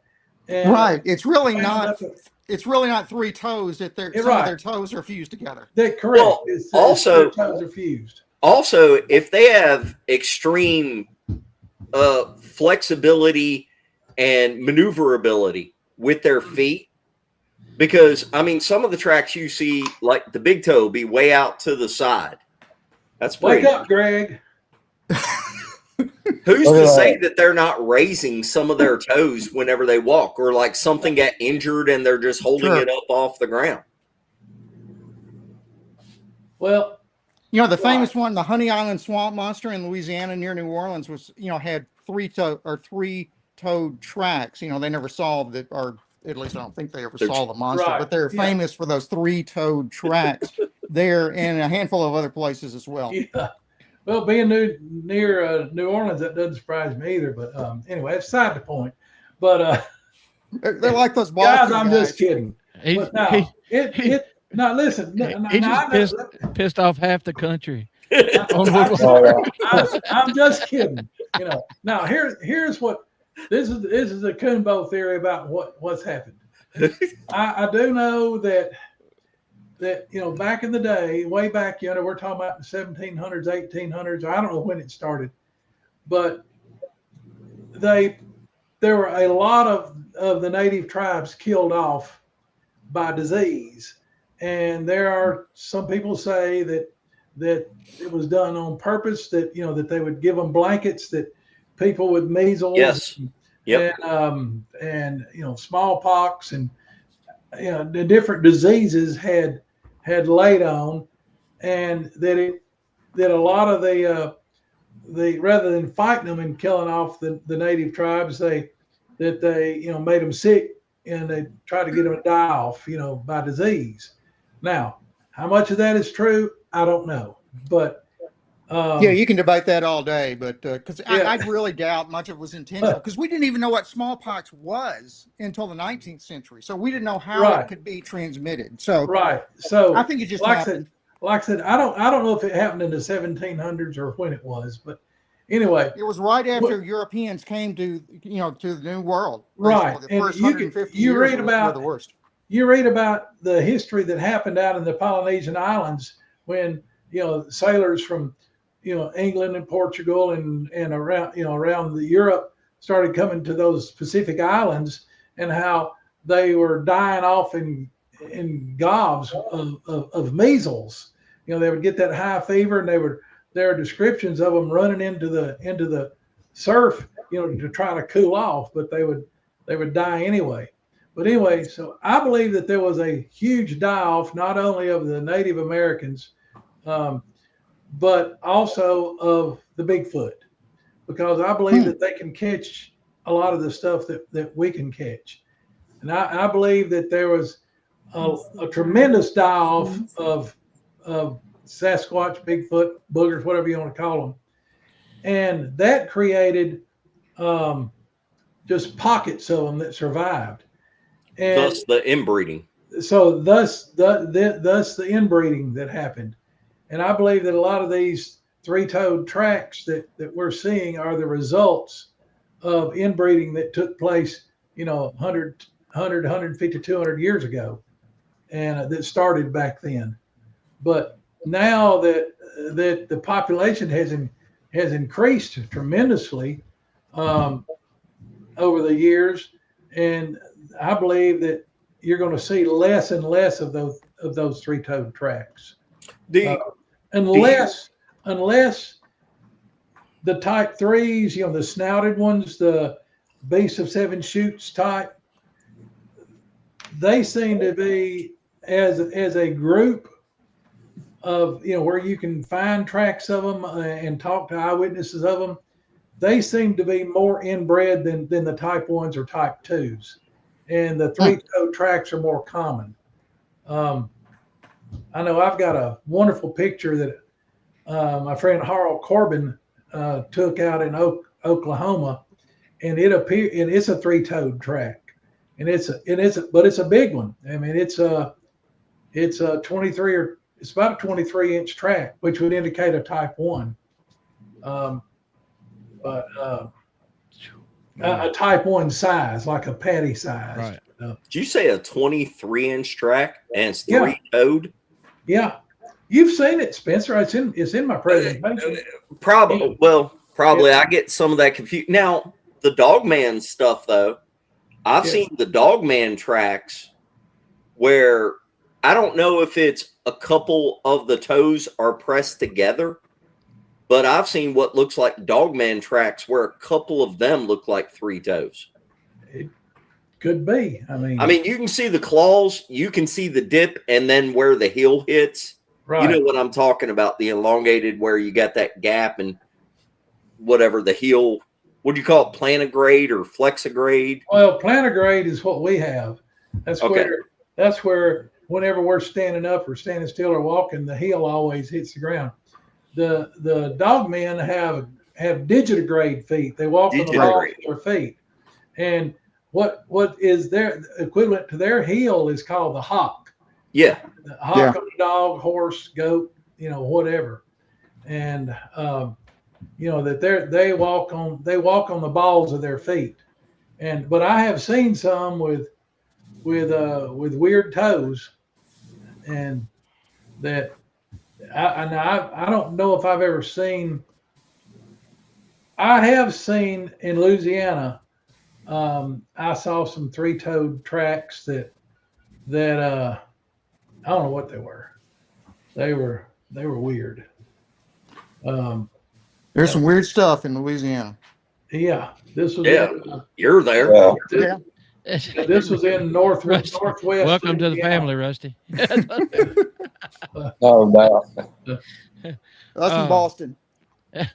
It's better than being in Boston. Coonbo's bragging on Mississippi, and then he's like, all the inbreds are up in Boston, New York. And Hey, look. But We set you right up for that one, Coonbo. I have to say, I've been all over this country. I've been all over the United States, and the rudest people I've ever been around were in Boston. And people talk about New York. Hey, I got along fine in New York. And good thing about the New Yorkers, they'll mess with you, but if you get right back at them, they love it. They'll love you if you'll argue with them and carry on with them. Whereas the people from Boston, as soon as they would hear me say two words, and they wrote me off as an ignorant redneck that couldn't even find my way in out of the rain. But I just about got in I came really, really close to getting in a fight at the Sam Adams little sandwich shop in Logan Airport. And I don't even know if that thing's still there anymore. But a sandwich, did you order the wrong toppings on some kind of sandwich? Or all I ordered was a Sam Adams beer and a ham sandwich. And they started mocking me and carrying on, and I told the bartender I ain't gonna repeat what I told him. And some guy got smart, and I said, if you want a good redneck butt whooping, come on. This is back when I was a lot younger. I was less tolerant then. I had a woman from New Jersey at our store call me a country ham smelling son of a bitch. Did you tell her? Hey, did you say, hey, you got a good nose on you? What you should have done is looked at her and just sniffed and said, well, damn, you smell like a pig. No. Her boyfriend or fiance or whatever he was trying to drag her out of there. Like, stop! We're not at home. Stop! So anyway, I can tell y'all the backstory sometime. But yeah. But, I have to say I was treated great in New York. I was treated great in Rhode Island. Hey, I actually researched and found a little bit of evidence in northern Rhode Island. But I was treated good up there. I was treated great in New Hampshire and Maine and Vermont, upstate New York, Chicago. I got along fine in Chicago. Got along pretty good in LA, believe it or not. And that's the one time I went to Connecticut. That's how it was. I needed a damn translator. But I think Chicago, if I was forced to move to a big town, it would probably, a really big town, it'd probably be Chicago. Because, like I said, I was treated very well up there, and man, they got good food up there. They do have good Gray's papaya hot dogs. Yeah, I'd probably be up 375 pounds again. Me and you both. If I moved up there. Did you get into that? Did you get into that street corn at the at McMinnville, Coonbo? Yeah, I did. I sure did. Good. That was good. Yeah, that wouldn't be good for that to be around me very long. Let's get back to the McMinnville thing. Coonbo, did you give a presentation at McMinnville? Look, guys, I'm going to sign out and just keep listening. I did. All right, Rusty. Rusty, thank you for jumping on. Good man. Appreciate it, Rusty. Thank you, buddy. Yeah. What'd you talk about, Coonbo? I talked about Dog Man and stuff like that. Dog Man and some genetic engineering and stuff like that. How was the whole conference? Since all three of y'all were there, I was not. How'd it go? I thought it went smooth as chicken lips. It was more organized than it was last year. Had a noticeably larger crowd than last year. Really? Yeah. Mm-hmm. At least at my talk, there was, the place was just about full. I thought it went well. I didn't get a chance to go around and see all the vendors. I wish I had, but I wasn't going to go off and leave people standing there, wanting to ask me questions and stuff. Before you got on here, Greg said you had a table full of people, and he walked by and put a Bigfoot head on your table. He did. Where is that? Here, let me go get it. COONBO's table stayed full pretty much all the time. Of course it did. Yeah. I felt sorry for him. I come around from my table. I was going back over to talk to that guy like mid-morning, and I looked up, and COONBO comes back. He looked like he was going to be on the Heisman Trophy carrying a football. He was cradling. He had a tray with some tacos or something in it. No, I had four tamales on that. That's what it was. Tamales. Did he have the hand out like he was getting ready to run through the yard? Well, he couldn't do that because he had this big old bucket of this street corn. He had street corn holding it out and cradling tamales. All right, Greg, give me this right here. And I got home and I walked in here and I set it on the sideboard of the buffet. What do you want to call it? And Sandy said no. In the dining room. Well, I don't know where I was. Sandy comes in, and the dadgum Malinois saw it, and she went crazy. And oh my God! Sandy had the damn 357 draw and the hammer back, fixing to blow it away. It reminds me of that movie that terrified me when I was little, where that little statue came to life. You remember? Y'all Chucky? remember that movie? Chucky? No, it was way before then, and she had to shove it in the oven, turn the oven on. It was trying to kill her with a knife. What? Yeah. Oh, y'all, that was a classic scary movie. Oh, that was about me when I was a kid. What happened to me? My mama tried to shove me in the oven 4 or 5 times. Oh my God! I'm just kidding. So now, I vote that we buy COONBO some of them spiked wristbands that dude beside him had. Oh man, yeah, that old boy. I'm not gonna call his name, but we had a dude there. He was dressed up, and man, it was like Dog the Bounty Hunter started down hunting werewolves and Bigfoot. He had a leather. It wasn't a leather bracelet. This thing went from here to like right there, like and it was leather. And dude, look, it went all. Now I ain't figured this part out because it went all the way around it. This thing had spikes. I'm talking about like that long, sharp spikes, and it was like, I bet the thing had 75 spikes on it, like he just going up through the crowd. And he had a pistol on his side, a big old knife. I don't know what the hell he thought was going to jump off at the damn conference, but I was a little scared. He didn't have a spear or a sword, did he? So I had to go get a real knife. There you go. Next time. This is a real knife. That's a folder too. That's crazy. Yeah, it's a folder. It's this thing is number 743 out of 2000. Oh, really? Yeah, it's something Valhalla knife. But anyway, Viking. Look at this mechanism on here, man. I was noticing that when you opened it. Got all this scroll engraving and everything on it. And where's that engineered from? The guy's got patents on this on this thing. You gotta.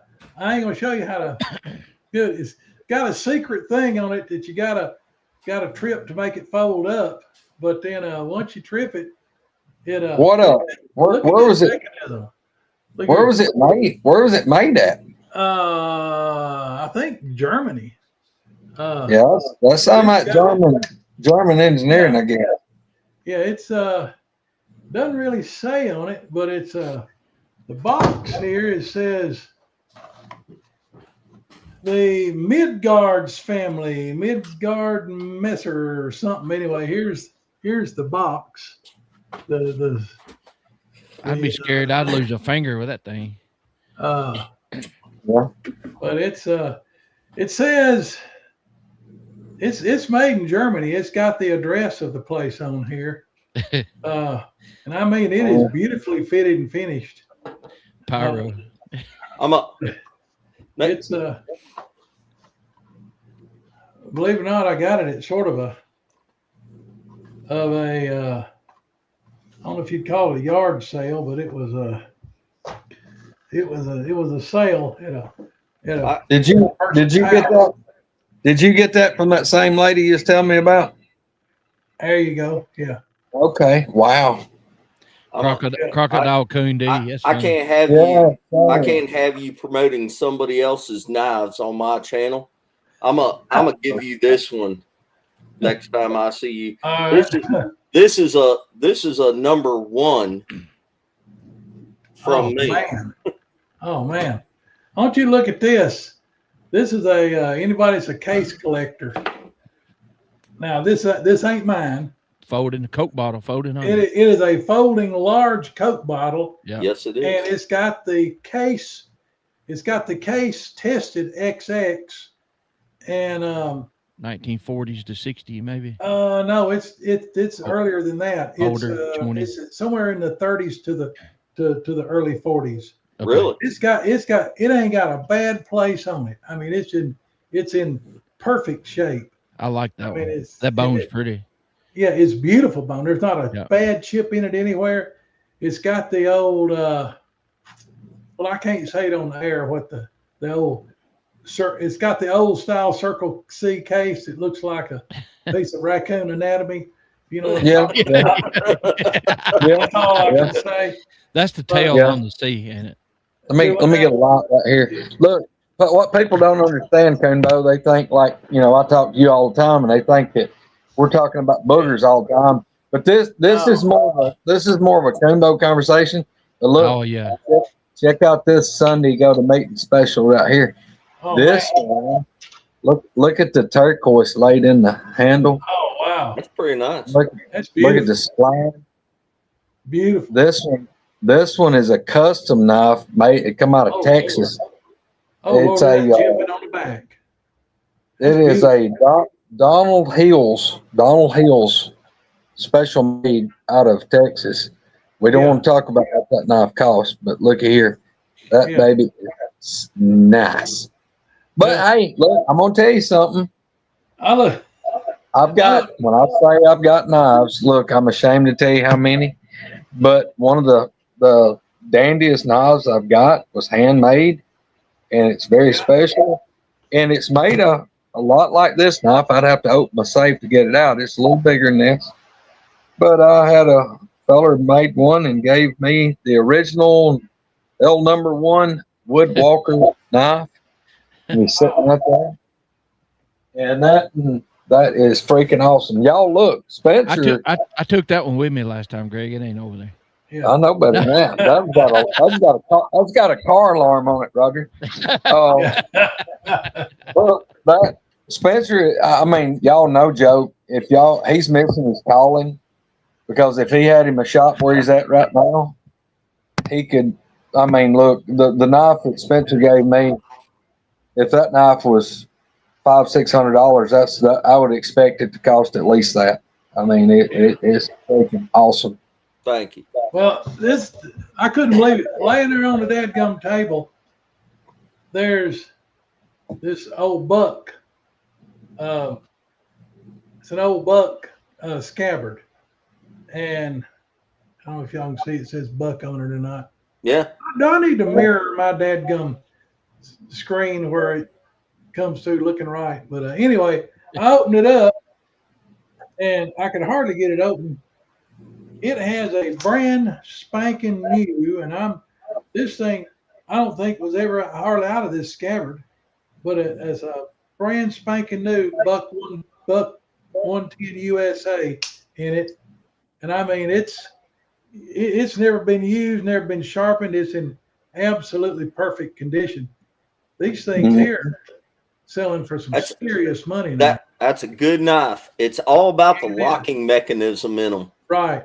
And I mean, it's whoever built this knife knew what they were doing. Everything on it is perfectly smooth across the spine and everything here. There's not any humps or anything right here where it comes together. When you go to fold it up, it goes back down perfectly smooth, and it's got beautiful wood and everything in it. I don't know if you can see the wood or not, but it's got got beautiful grain and everything in the thing. I'm gonna polish it up, clean it up a little bit. But It gets shiny pretty quick. yeah, but I couldn't believe that. And these things, sell for a pretty good chunk of money. But They're hard yeah, to get in the morning. let's don't. If Greg and I get on knives, we'll sleep 4 hours digging crap out, because he and I are both. I don't know if there's a bottom to our knife drawers or not. That's one thing growing up. My dad always liked knives, and we used to sell them actually, and it's what I used to call it, y'all, for the ladies out there, it's jewelry for men. Y'all like to show your rings and necklaces. We what you carrying, COONBO? Whip it out. Well, the truth is, most of it, I'm gonna let you see right here, so you can see. All right, I'm gonna pull out the knives I got on me. There's one. Let's see. There's two. That was a case. Is that a stag? No, I gotta go get a stag. And there's three. That's a Victorinox. But this is an SOG, and it's I like it. It's a good everyday carry knife. If I lose it or break it or whatever, I haven't lost too much money. And then this is an old case. I collect medium Stockman, and I've got a bunch of these. But this is my nice. toting and using knife, and it's got carbon steel blades on it. It's got the plastic handle on it. California. There's nothing wrong with carbon steel. No, there's not a thing wrong with it. It's going to turn, but it's a using knife. Greg, yes. Right. You recognize that, Spencer? What that is? Yes, I know what that is. That's the same thing this is. A Rat 1? Yes, it is. Yes, sir. You got a rat knife, huh? I like rat knives too. This rat knife, from being in the wilderness survival thing for so long, right? This is one of the strongest locking folding knives you can get. I have literally used this to I forget what you freaking call it, but where you take a stick and beat it down through other wood to split it in half. Yeah. I've done this so many times with this Ontario knife. I've got about 7 of these over the past years. This is absolutely an Ontario Rat 1 folding knife. Is absolutely one of the best folding pocket knives you can have. Yeah, Tibetan. That's exactly right, 3D. This is one of the best that you can have for any kind of serious work. Well, the thing about them, I mean, they come out. Was it Randall? It was Randall knives, wasn't it? Well, Randall designed the RAT, Randall Adventure Training. He designed the rat knives for Ontario, and they were the fixed blades. And then they asked him to make a folding knife, and he said, okay, if I was going to do it, I would do it this way. Ontario made the knife, but the lock that they put in it and the ergonomics of the knife is his design. And this is a guy that spent his whole life teaching people wilderness survival. Yeah. Now these knives, I hadn't priced them in a while. They were around $100. Yeah, you can still buy them. You can buy the folding ones. You can still get them for like 60 or 70, but they have stopped making the original design, and the new design is not as robust as the old one. Y'all gonna make me go get some knives out of the safe. I'll be right back. That's what I'm talking about. Look here. Hey, you shouldn't have invited me on here, Spencer. No, that's all right. I done drug you off down the rabbit hole. There you go, Brian. Yep. And I just got a box full out. And for everybody that is into the super steels, let me tell you, as someone that has both taught wilderness survival and done it in real life, and a custom knife maker, the super steels have their place, but for For most things that you're going to do, like if you're doing any kind of survival stuff, you don't want the super steels because they are so hard to sharpen that there's no way you're going to actually sharpen them out in the wild. You just about got to have diamond stone to do them with. You do, and then you really better know what you're doing with them.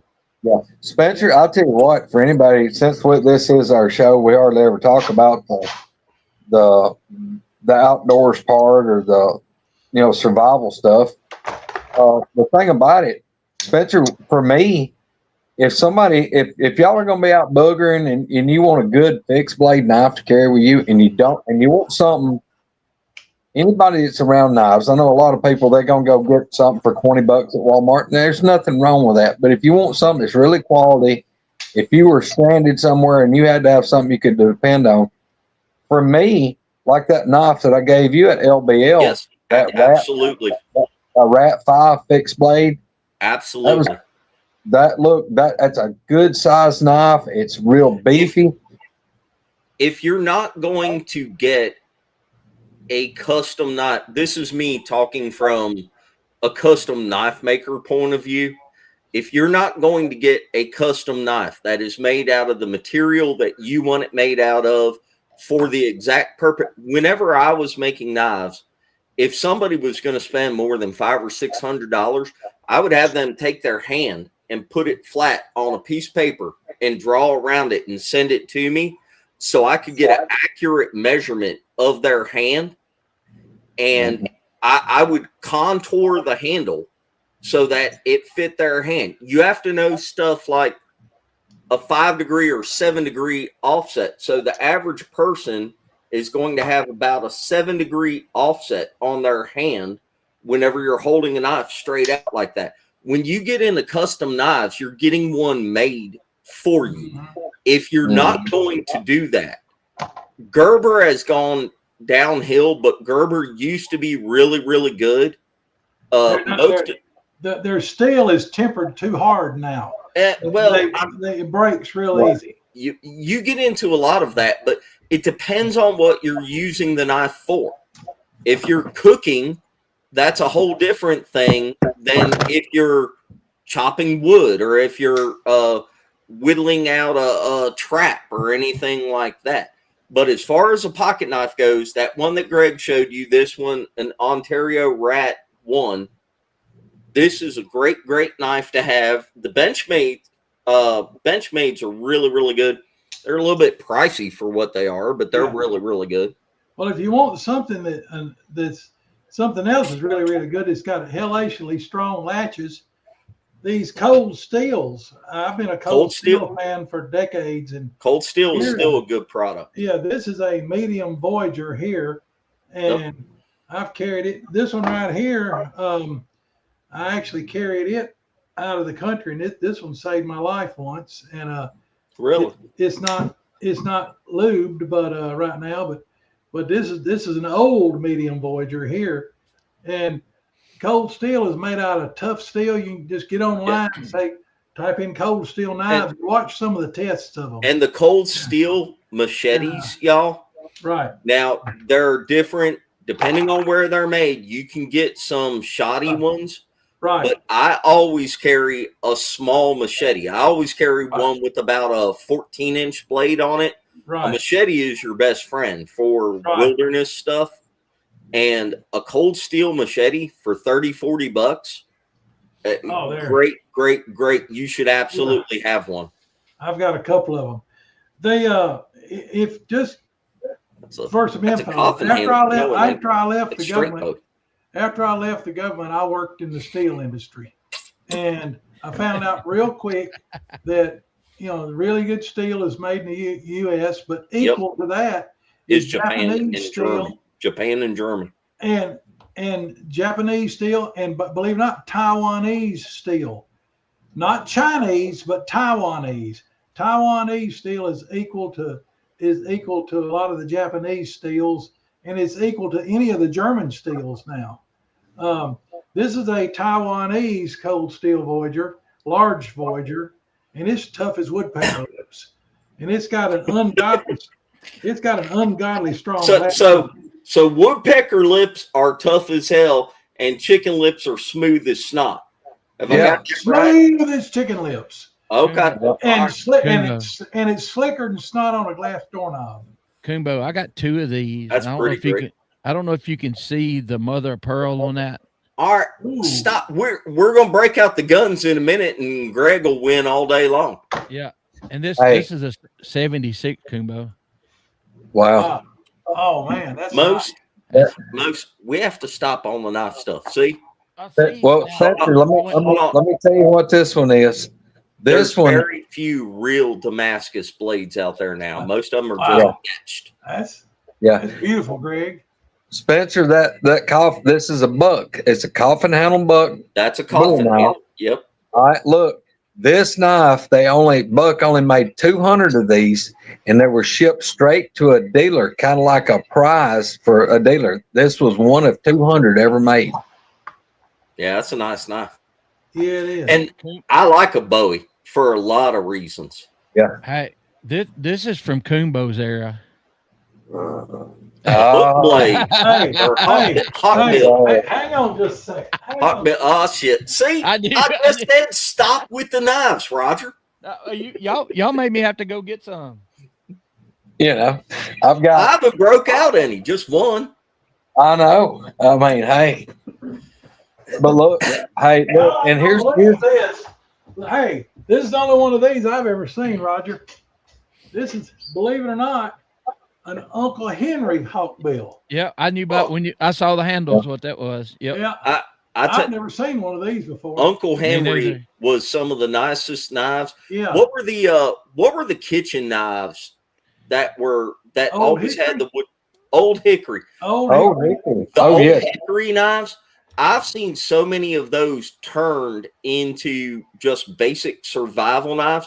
Right. Yes, if you can find the older ones that were made in the late 80s that had the real thick, it wasn't just carbons, it wasn't 1095, I think it was 01 steel. Yeah. Those things are worth their weight in gold. You'll sharpen them for forever. They will last for forever. Yeah. Dude, look, here's the deal. The old Hickory knives, they got the wood, they got oak handles. The thing about, and they'll have 2 brass bolsters that goes through the handles. Yeah, rivets. All right, look at yard sales. Look at estate sales. You can buy those knives for nothing. See the 2 bolts? See the 2 rivets? Yeah. Right there. And but look, it's got a walnut handle. Now it's been laying out. I ain't been taking care of it. I'm gonna clean this dude up, and this thing has still got this damn thing of nearly shave right now. I mean, I could get after a hog or something with it, or Spencer or something like that. But and I'm gonna tell y'all, really some really good knives. Yeah. If you find these at yard sales, because if you find them anywhere else now, they're going to be expensive. But the old fixed blade buck, because it's got a really great scabbard. But if you want a knife to carry in the woods, it's a good beefy knife. But those bucks they're nearly indestructible. If you can find not the new K-bars, but the older K-bars. Yes. Let me tell you, hey, there's nothing wrong with the older K-bars. I mean, you can pound them through a tree. Yeah. What's he got? Now this is a knife. Look at there, Rusty. A bayonet. It's a bayonet. It is. It's actually a bayonet. In great shape. He's gonna. No, stop. We're not. Stop. Hey, this is the last one. Stop. I'm just wondering if Rusty's got that in case he's got to do an emergency surgery. Yeah, we can do anything with this. And Windwalker, that's a good point. I don't care if you've got hunting knives, kitchen knives, and we've been finding knives for years at Goodwill. They'll be $3 for 20 knives, and one knife in there will be like $150, $200. So I've got a whole collection. But as long as it's got that full tang running the length of the handle, 100%. Yeah. And a thicker one, you can get the thicker ones. Look, here's a really rare one right here. If you can find one of these, glom onto it. Greg, this is a case, an older case sodbuster from back in the 70s. Sawbusters are the best ones. And they made, where am I at? Here we go. All right. You see the little copper thing? It's got a liner lock in it. Right. Yes. And I don't know what the deal is about these sodbusters, but of all the case knives that I have handled in my lifetime, the sodbusters have the toughest blade and the sharpest blades on them. Sawbusters are it. I don't know if they make them extra tough because they're intended to be used roughly. Yeah. But that's all I use for deer hunting when I go out to field dress. I've got several 70s. Well, this is probably gutted 30, 40 deer or something like that, I guess. Pretty much every show, Sandy. Pretty much. Actually, that knife of mine is a bayonet from World War I that my grandfather had when he went to France. Yeah, it really gutted a few humans at the time. Really? Oh my God. Hey, that's impressive. That is cool. Yeah, and there's. I told y'all jewelry for men. I'm gonna start showing the swords in a minute. Stop. Now this is a beautiful one. This is a regular size Coke bottle, but it's a hen and roosters made. Yeah. Hey, they were good knives. Germany. Heck yeah, they were good. They were good knives. Back when they were. Now they're made in China. They ain't worth a Yes. cent. You find one with Solingen on it. You got. Yeah, this is a Robert Klaus Solingen, Germany. Yeah. And Solingen. yeah, and this is a Whittler, but it's a Coke bottle style Whittler. And but man, they're here's a rare one right here. Oh, they didn't make many of these. Before my dad passed away, he gave this one to Heather, and she loves it. It's got the little razor. It's a case double X. Oh, that's a great razor. Yeah. Oh yeah. You don't see many of those. No, you don't. Aren't they outlawed in most states? You can't even have a straight razor. This is an 89. Oh, it's got the scroll. It's got number 241 out of 500. I didn't know that. This is the. I'm gonna have to take it. This is a bone also. But yeah, these things. There are some beautiful knives out there that you can sometimes pick up used, at a very, very good price. My second favorite brand, COONBO, you already know, but the Hinkles. Yeah, I know there's a lot of good ones. Yeah, I got several Hinkles. I'll tell you another good one. This is one of them. This is a Bulldog brand, and they're hand forged in Germany, and they don't make them anymore. But they made them through the 70s and the 80s and up into the 90s. But this is a Bulldog brand, and this is a small stock one. It's let me see if I can. Man, I tell you, I don't like. Yeah, it doesn't show up worth a flip on the camera, but it's got a beautiful. It's called a cracked red ice or cracked bronze ice handle. It's beautiful. It sparkles. And Spencer News. So who brought the first knife out? Me. It's my fault. I'll take the blame. We've gone from the Minville thing to a woman's anatomy and the way that they gotta throw her legs way back to create a tear in the muscle, to tracks, to knives, to COONBO, inbreeding in Boston, and legit woodbookers standing behind Greg. Yep. Here's another good brand. It's another good brand to be looked for. Camelus. In fact, Camelus for years made specialty steels for other knife makers. Well, until they went out of business. A lot of folks don't know that. Well, they were out of New York, and what a lot of people don't realize, the Case brothers, when they come from Germany, and then as they built their business, and then the girls in the family would marry, some of these other knife companies are the husband's name, and they learned their trade from Case. Right. Case brothers. In fact, there's another one out there. They're pretty rare, but if you can find one made by a New York knife company, if it's any kind of decent shape, buy it. If it's not too terribly expensive. We need to do a show on just knives and stuff one day. Yeah, we do. We do need to have we'll have a massive knife show and tell. Like and also and look, we could do what we use to hunt, the ammo, the grains, what different grains, different bullets. I mean, they don't have to be a booger show, but Yeah. we just did. Hey, Hillary, Hillary. No, we ain't even got started yet. No, you haven't seen nothing on that, but I hate to do this, but let me see if I can show what's over here on my desk beside. Is that an 870? What is that? No, it's a Mossberg. It's a Winchester 1200. Okay. oh, And there's an old H&R Topper 410 next to it, and that's a good truck gun. Hey, that Spencer, why I'm thinking about before I forget, we need to go ahead. I know that I think today is John Gallerini's birthday. Happy birthday, John.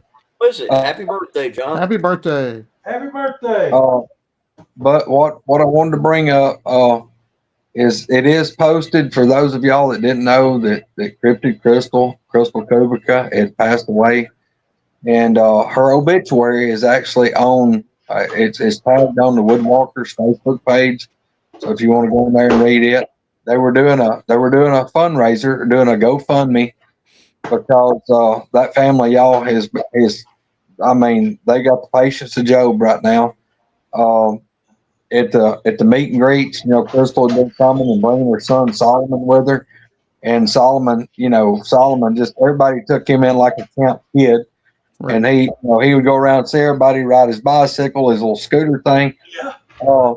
He had a really great time with everybody, and we were proud for him to be there, and everybody really thought a lot of Crystal, but y'all, she sadly passed away weekend before last, and it was the weekend of the McMinnville show. We found out that Saturday, Robin Griffith had got a message and found out about it. She come to our table, and Robin pretty bad, upset, and broke down, and of course it hit us all hard.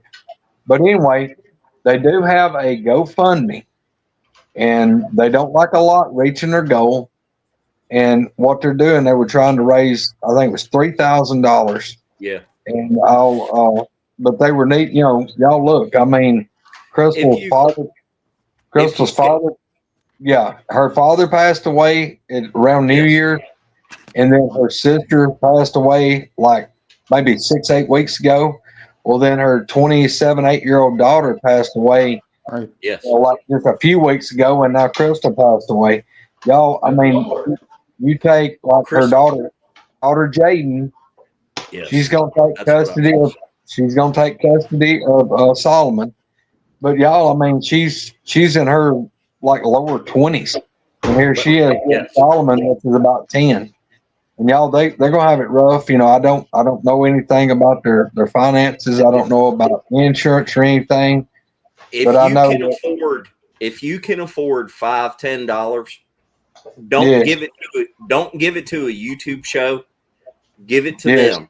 It's posted on the Woodwalkers Facebook page. Please appreciate that this is somebody that we all knew, and her 10-year-old son now has to go live with his 24-year-old sister because they have lost so many people in that family in a matter of a few months. If you can afford to donate $5-10, please go do that and try to help out them. Yeah, the last I looked, they liked about 300 or so bucks, 350, 400 bucks, making it to the 3,000. But guys, look, that it doesn't just stop at 3,000. So anything that somebody can contribute, if y'all got it, like Spencer said, it don't have to be a lot, $5-10 bucks. It doesn't matter if it's $2. If you can contribute anything, please do. And I'll have to say I'm really proud of our group that knew about it. because we had a bunch of people in our group, y'all, that really fell in there and kicked it on up really good. I mean, that warmed my heart, but I know what kind of people's in this group too, but I really figure there was probably a lot more people didn't know about it. So yeah, I mean, I would love to see that $3,000 estimate hit 5,000 or more. I mean, I would love for it to surpass that, Gary. because y'all know what it takes to get by right now, the way the economy is, and I can't imagine being Jaden and Solomon, having to go with. Y'all, we're a family. Everybody that we all know, that we talk to, that we associate with, that has met us, we're one big family. Please try to help them out if you can afford to. If not, I mean, I understand. Yeah. Please try to help them out. I mean, we all need to help each other out and watch each other's back and be there for each other. That's what this channel is about. We're not just covering Bigfoot, as you can tell. I mean, get COONBO on here, we go any which way. But please try to be there for them at this time, because they really need some support. Yeah. When Robin came up and when she said what she said, I was like, what? Because instantly I went back to everything that Greg had just went over, what the family had been through, and it just, I mean, I was stunned the rest of the day, actually. And it's just, incredibly bad luck. I mean, geez. Horrible. Hey, do you realize how many people we have been personal friends with that we've lost in the past couple years? Yeah. Yes. And also, do you ever stop and think about how many people in the Bigfoot field, specifically in the Bigfoot field, that have died from really unexpected, weird things? And cancer is amongst the highest, especially for people that have gotten zapped a whole lot. I hate to say that, but that's the truth, y'all. And well, shit, COONBO, you've been doing this longer than all of us. Don't you think that it's a little bit odd on the numbers for people that have? And I mean, it happens suddenly. It's once any of us in our field gets it, you don't even have even hardly time to even begin to think about chemo. I mean, I'm the only one that I know of that has been able to get on to chemo and survived, and I still take chemo. I gotta take mine this afternoon, and really, I take it once a week on Sundays, and I've got it's a brain tumor. It's an adenoma, not a carcinoma, which means that it's not trying to metastasize. It's not trying to reproduce itself. However, it's very fast growing. If I back off the chemo even a little bit, it takes off. And when they first discovered it, I was having all kind of trouble. This was back in around 2011, something like that, when they first found it. And it was a little bit bigger than a golf ball then. I tried to get off of it, and they had it knocked back till it was the size of about a third of an inch in diameter, a little bit less. And they tried to wean me off of it, and they thought it was basically killed, and all that was left was a little kernel or something. And within just a very few months, it came back, and from March to October, it had gotten to be walnut size again. And so they put me back on it. And then back here about 2 years ago, they took me off of it again. They said it wasn't showing up on the MRI anymore. But within 2 months, all my blood chemistry was going weird again. So they got me back on a maintenance maintenance dose of it once a week. But we got like Mike McLean, who this is probably ahead of the times of most of you folks, but Mike is the one that started the old ABRF, Alabama Bigfoot Research Forum. Kelly. And Mike, the day he retired, he'd been fine. The day he was retired, he left his office and couldn't even hardly make it out to his truck. He was so tired. Goes to the doctor a couple of days later, and he's got terminal cancer, and he was gone within a matter of weeks. And we got Kelly Mattingly, who was this is back in the 90s, and she got sick and she fought it, and for a while, and then it Thank you. got her. Thank you. Thank you. And she died, and then there's been so many. It's hard to remember them all, but and even now, COONBO, a lot of us know Jeremiah Byron. He's got one of the biggest podcasts out there. Yeah. And he went to the Pacific Northwest he started getting out in the field finally. He was doing all these interviews, and we're like, you got to get out there. If you're going to know anything, you got to get out in the field. So he sent me a picture from the emergency room out there, and like, what is that? And he said, those are radiation burns on his hand, his wrist, up his arm. And now, 6 months later, he's fighting cancer. It's not He's even got a that lymphoma. long. Yeah. I don't know if it's connected or not, but who knows? Y'all know all the the meet and greets, and I don't want to talk bad about the meet and greets, but how many people have had to leave some of those weird areas and go to the emergency room? Yeah. I think Pop Spikes is one of them. And I knew Mary. I knew Mary Green very well.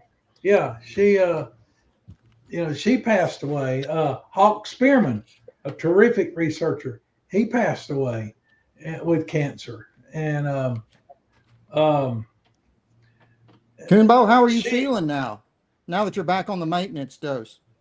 I'm feeling pretty good. The problem is that side effect of it is that it causes hardening and stuff of the heart valves, and I'm already getting that. And I'm taking cabergoline, if you know what that is. Yeah. They said it's the second most toxic thing known to man behind plutonium. It's made from ergot fungus, they say. Right. Great. And it's believe it or not, I take a quarter of a milligram a week. A quarter of 1 milligram. That's how bad that stuff is. When I first started taking it, I was taking 2.5 milligrams. You talking about getting turned inside out? I know my boss got tired of hearing me puking, and I'd come in I'd take it on Sunday, and I'd start puking sometime that night or that morning, and it'd last a couple of 3 days of puking. Then he might get 2 days of not hearing me. Yes. We shared a bathroom.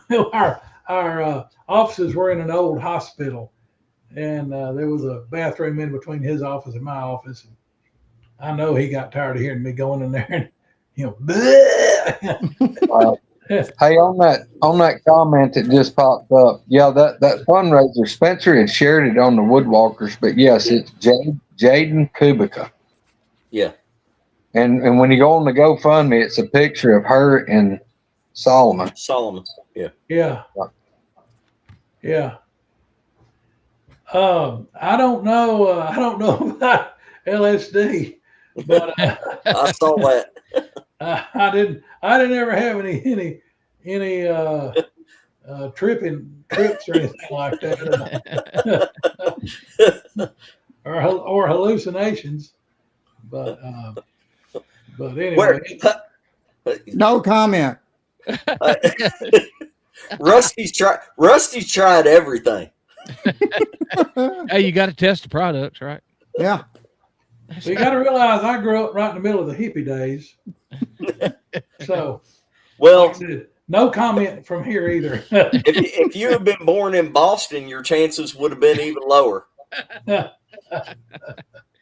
Oh, God. That was what was funny up there. The guys I was working in Here it goes. Here we go. I was working at Seabrook Nuclear Plant there on the coast of New Hampshire, right above Boston. And I was telling some guys that I worked with, I said, I think I'm going to go up to Maine and poke around this weekend. I said, oh, you're going up there with all the maniacs. But the people from New Hampshire and in Vermont, call them maniacs. Took me a second. I got it. Really? But That they were took good you a people. second? Yeah, it did. And, they were good people. And I tell you what, I did quite a bit of boogering up there in Maine. And, For inbreds, they were really cool people. You know that Boston crowd. Yeah, that's right. Yeah. Did you ever find any boogers up there? I found some booger sign in Maine. Yes, I didn't ever see any or hear any, but gosh, those things got 53 bazillion miles to wander around in without worrying about hitting people. I found a few. I never found like twists or X's or anything like that. I would occasionally find a track, and I came across an old man on a lake out in the middle of nowhere, fishing, that he and his dog, and I got to talking to him, and he said, when I asked about boogers, he, huh? And I said, and anyway, so I said Sasquatch, and oh yeah, they're around here, and he said, yeah, he said that's one reason I got my dog out here. He lets me know when to get close. Really? Yeah, and he said I hadn't seen very many of them. He said, but they're here. But he told me a better place to go looking for them is around Baxter State Park or Baxter Mountain State Park or something like that. And I went up there, and it took me a while wandering around back in the backcountry to find my way in there. Boy, that was a cool place, though. And I finally talked to a ranger, and he after I got to know him a little bit, he opened up. He said, "Yeah, we get a lot of." He wouldn't say they were here. He said that they got a fair amount of reports, right, of Sasquatch around there. Did you ever go to Canada? Yes. Did you? I've been in Quebec and I've been in Ontario. Did you ever find anything? Well, did you do any research there? Yeah. What'd you find? Only thing I ever saw in Ontario was some tracks, and I heard some distant vocalizations. I didn't find anything in Quebec. Wait. All right. So hold on. Well, you have to assume that Canada has boogers, but they got boogers. Absolutely. I knew the booger lady of Canada that was responsible for taking in all the sighting reports of them around that they thought was legit around the country. And she actually at one time, I don't know who the prime minister was then, but one of her duties is she had to report in about once a month about weird things that happen. She was sort of the X-Files lady of Canada. You are full of it. Seriously. I am not. I'm dead serious. Yeah. She was actually a good friend of Jim Hart's. No way. Bubbles? And I had met her dad. Her dad, when I was at NASA, her dad was one of the guys with the Canadian Space Agency that developed the remote manipulating arm for the shuttle. Really? Wow. Dead serious. Yeah. Well, all right. Hold on. We are at 2 hours and going on 15 minutes, 20 minutes. So look, before we get out of here, because the Canada thing reminds me of this, and somebody mentioned something about Alaska the other day, and I was trying to recount the thing that you told. Would you please? You haven't told the story a whole lot. You've only told it a couple times. The thing about the guys flying in to the hunting cabin. Yeah, that's tell that story. Is that Snell Grove? No. No, another one. This is I got this way back in the days of Pal Talk. And yeah, he does. And the guy that told the story was the bush pilot. Now, I've never met the guy and I've never been to Alaska, so you're gonna have to take this with a grain of salt. But it sounded legit. He said he was taking 3 hunters into 3 or 4 hunters into what they call a spike camp or a drop camp. That's where the outfitter already has tents set up out in the boonies, and they fly people in, and with enough food to feed them for the plus a little extra for however long of a hunt they signed up for. And then he comes back and picks them up. And anyway, he so as they were flying in, they were about 15, 20 miles east of the drop camp.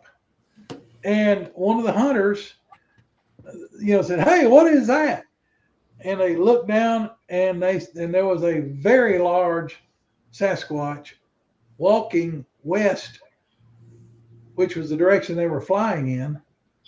And I think they might have even circled it once. They didn't come down, but they circled it so they could look at it, and they all saw it. And they went on, and like I said, flew on for another few minutes, and then they landed. He dropped the guys off, left, and I don't remember if he said he came back a week later or 10 days later, but he came back at that point in time, landed, and usually the guys are always out there, and they'll have whatever they've killed already out there, and he didn't see anybody. So he gets out, walks up there, and in the camp, first thing he notices is that the tents are torn up, and there's stuff scattered around. Then he finds one of the guys dead, and he had been torn up pretty bad.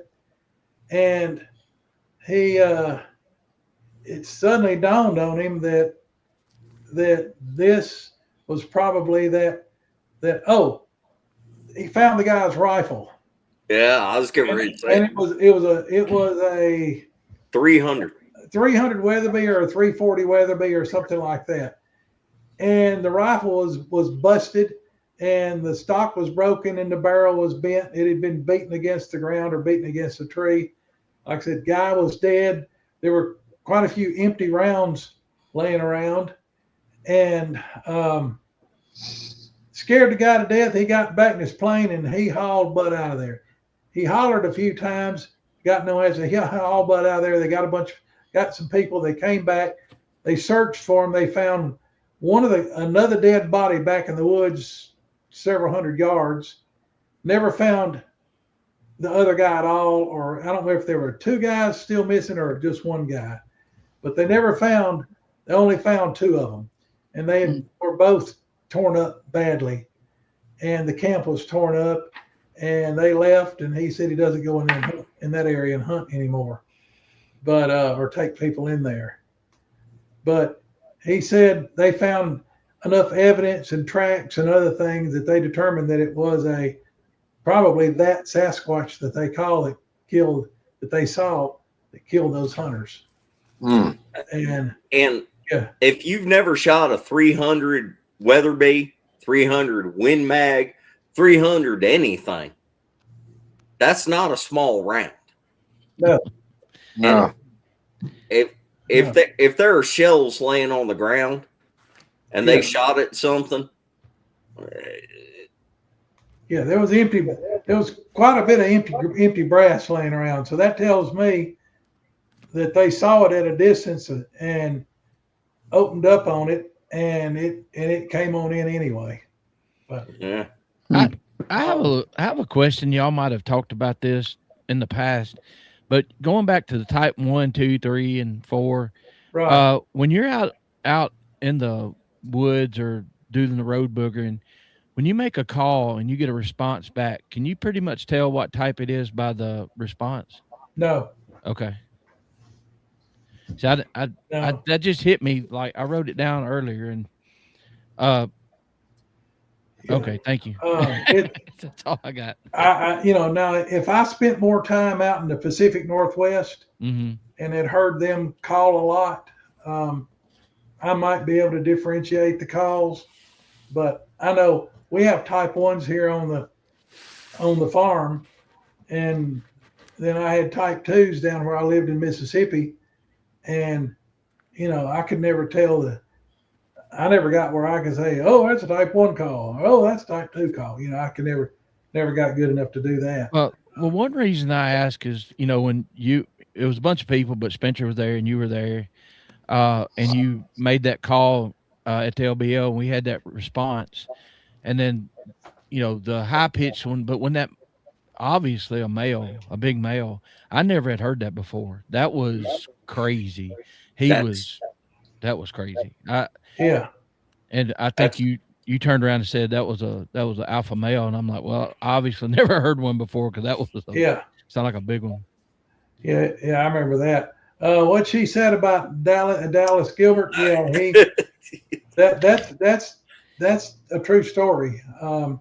The way he got loose from him, he had a Ruger Super Blackhawk 44 Magnum in a holster on his hip, and even though he was hanging upside down over the booger's shoulders, he managed to reach up and draw that, and he just stuck the end of the barrel up against something solid that wasn't him personally, and he pulled the trigger, and the booger screamed and threw his arms up and took off running, and Dallas fell off of his back.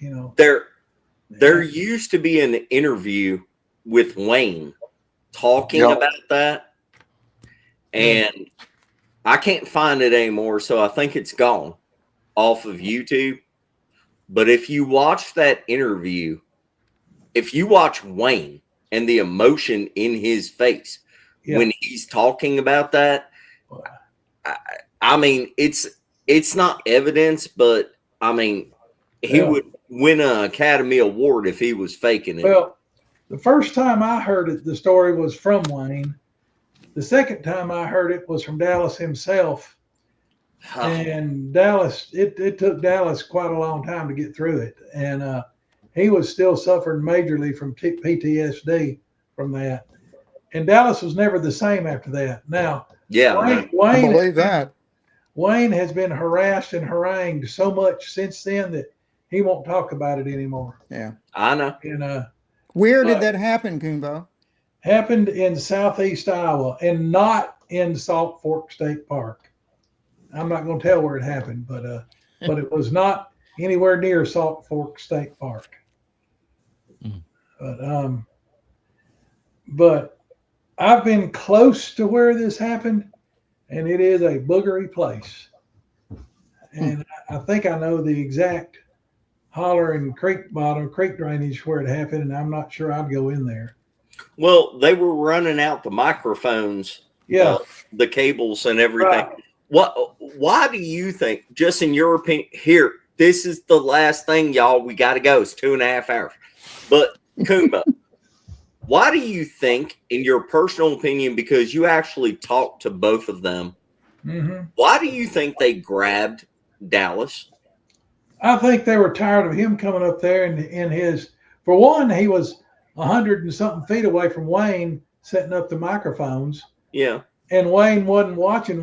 Wayne was setting up the recorders, and he was able to sneak up on Dallas without him knowing it. And I think they were tired of him coming up there into their territory.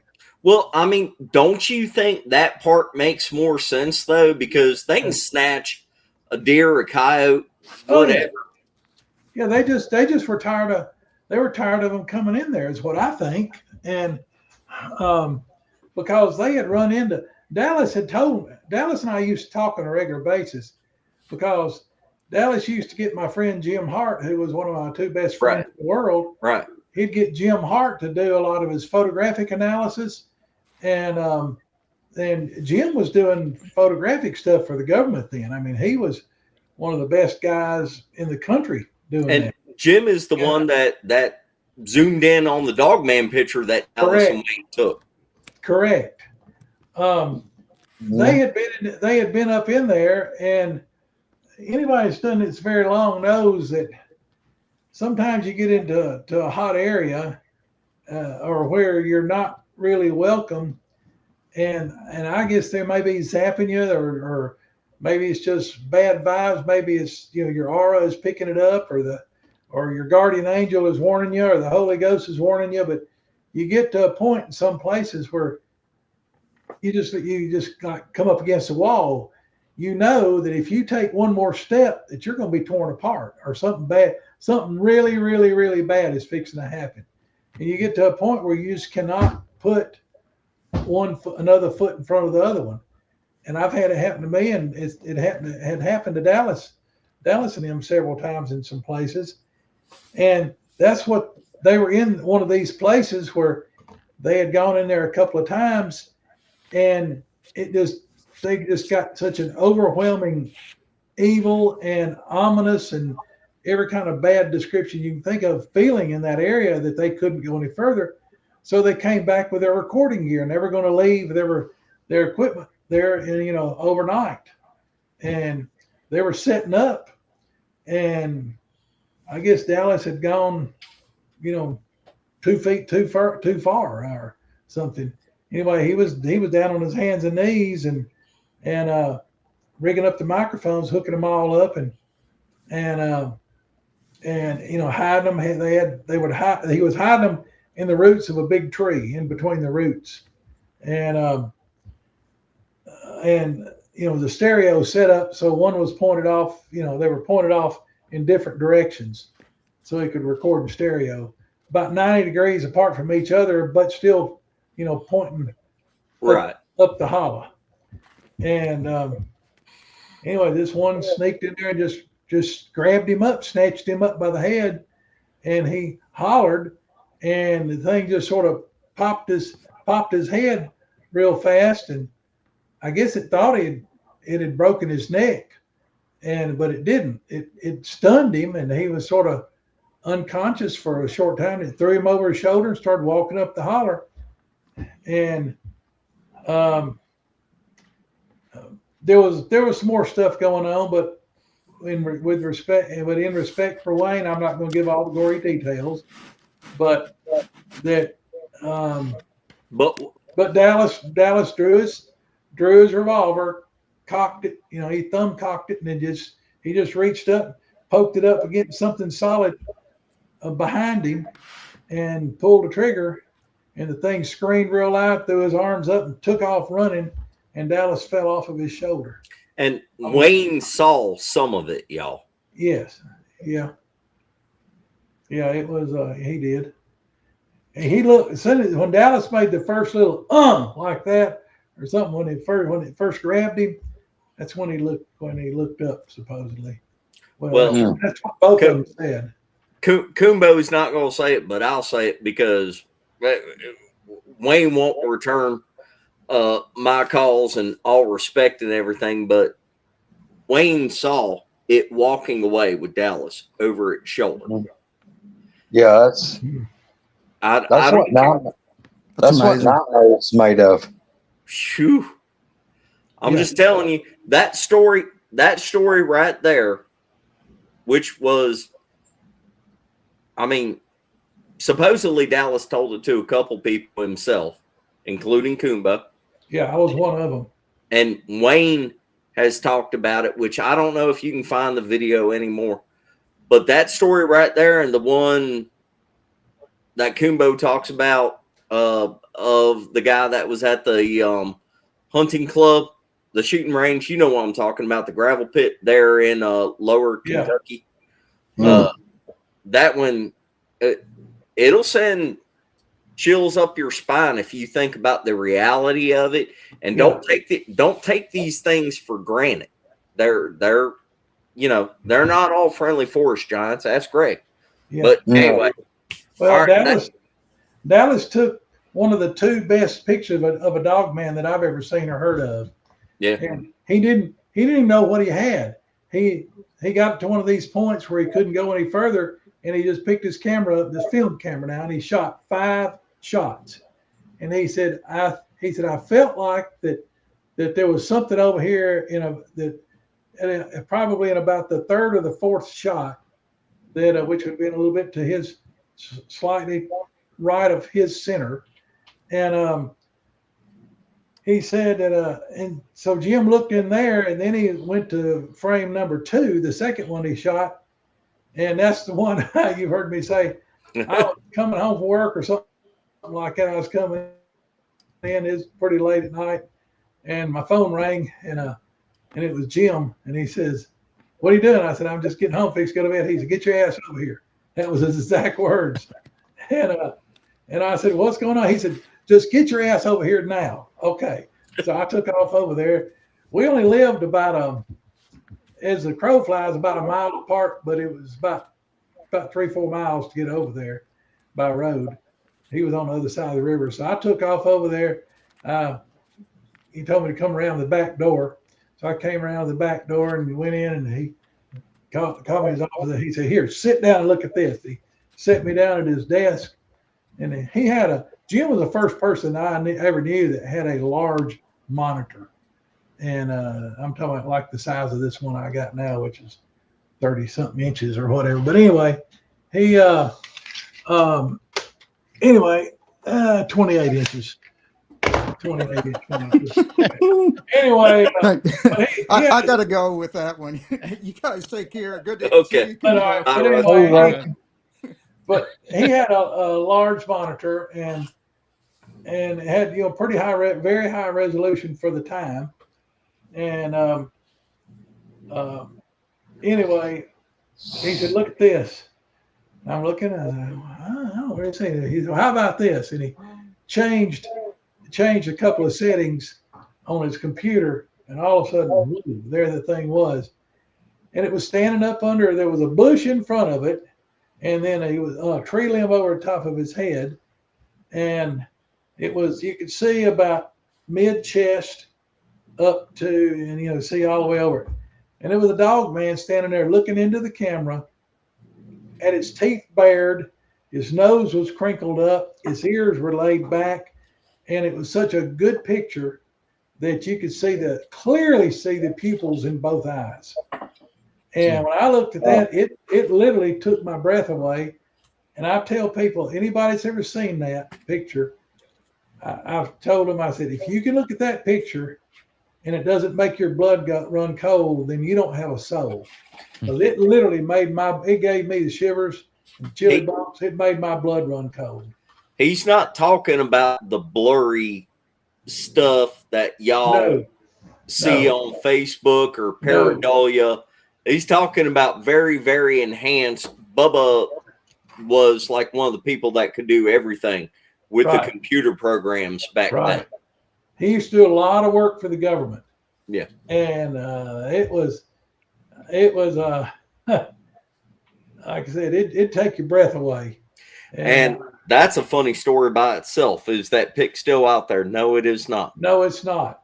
We purposely, and Mike McLean also purposely, we disseminated that picture to everybody that we could get that wanted copies of it.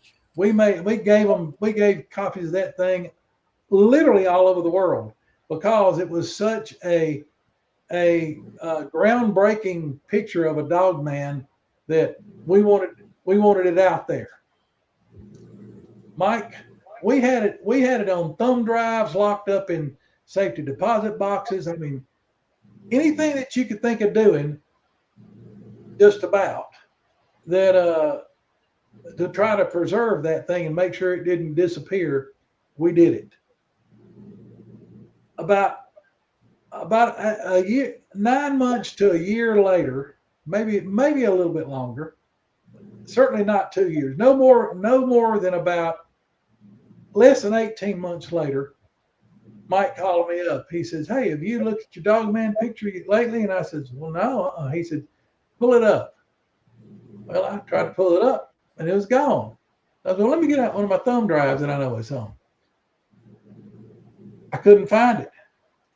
I said, "What's going on?" He said, "I can't find it anywhere." He said, I've got multiple hard drives with it on. I've got, in different computers. I got thumb drives all over the place." He said, "I got it nowhere." He said, "I've talked to Ken and, he named off a bunch of our friends." And he said, "Nobody's got it." I said, "Well, let me run to work and see if it's still on my computer at work," because I had it there. So I jumped in the truck. I took off, went back to work. Nothing. Not on my hard drive. And I had a Faraday box that I had half a dozen hard drives in. Nothing. Jim Hart was still alive then. None of his, he had no trace of it.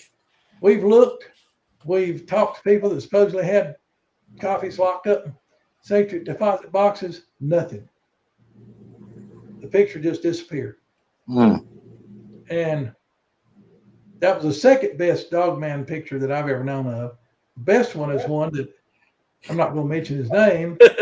took at LBL. That's another one that's disappeared. Yeah. And it was a full body picture.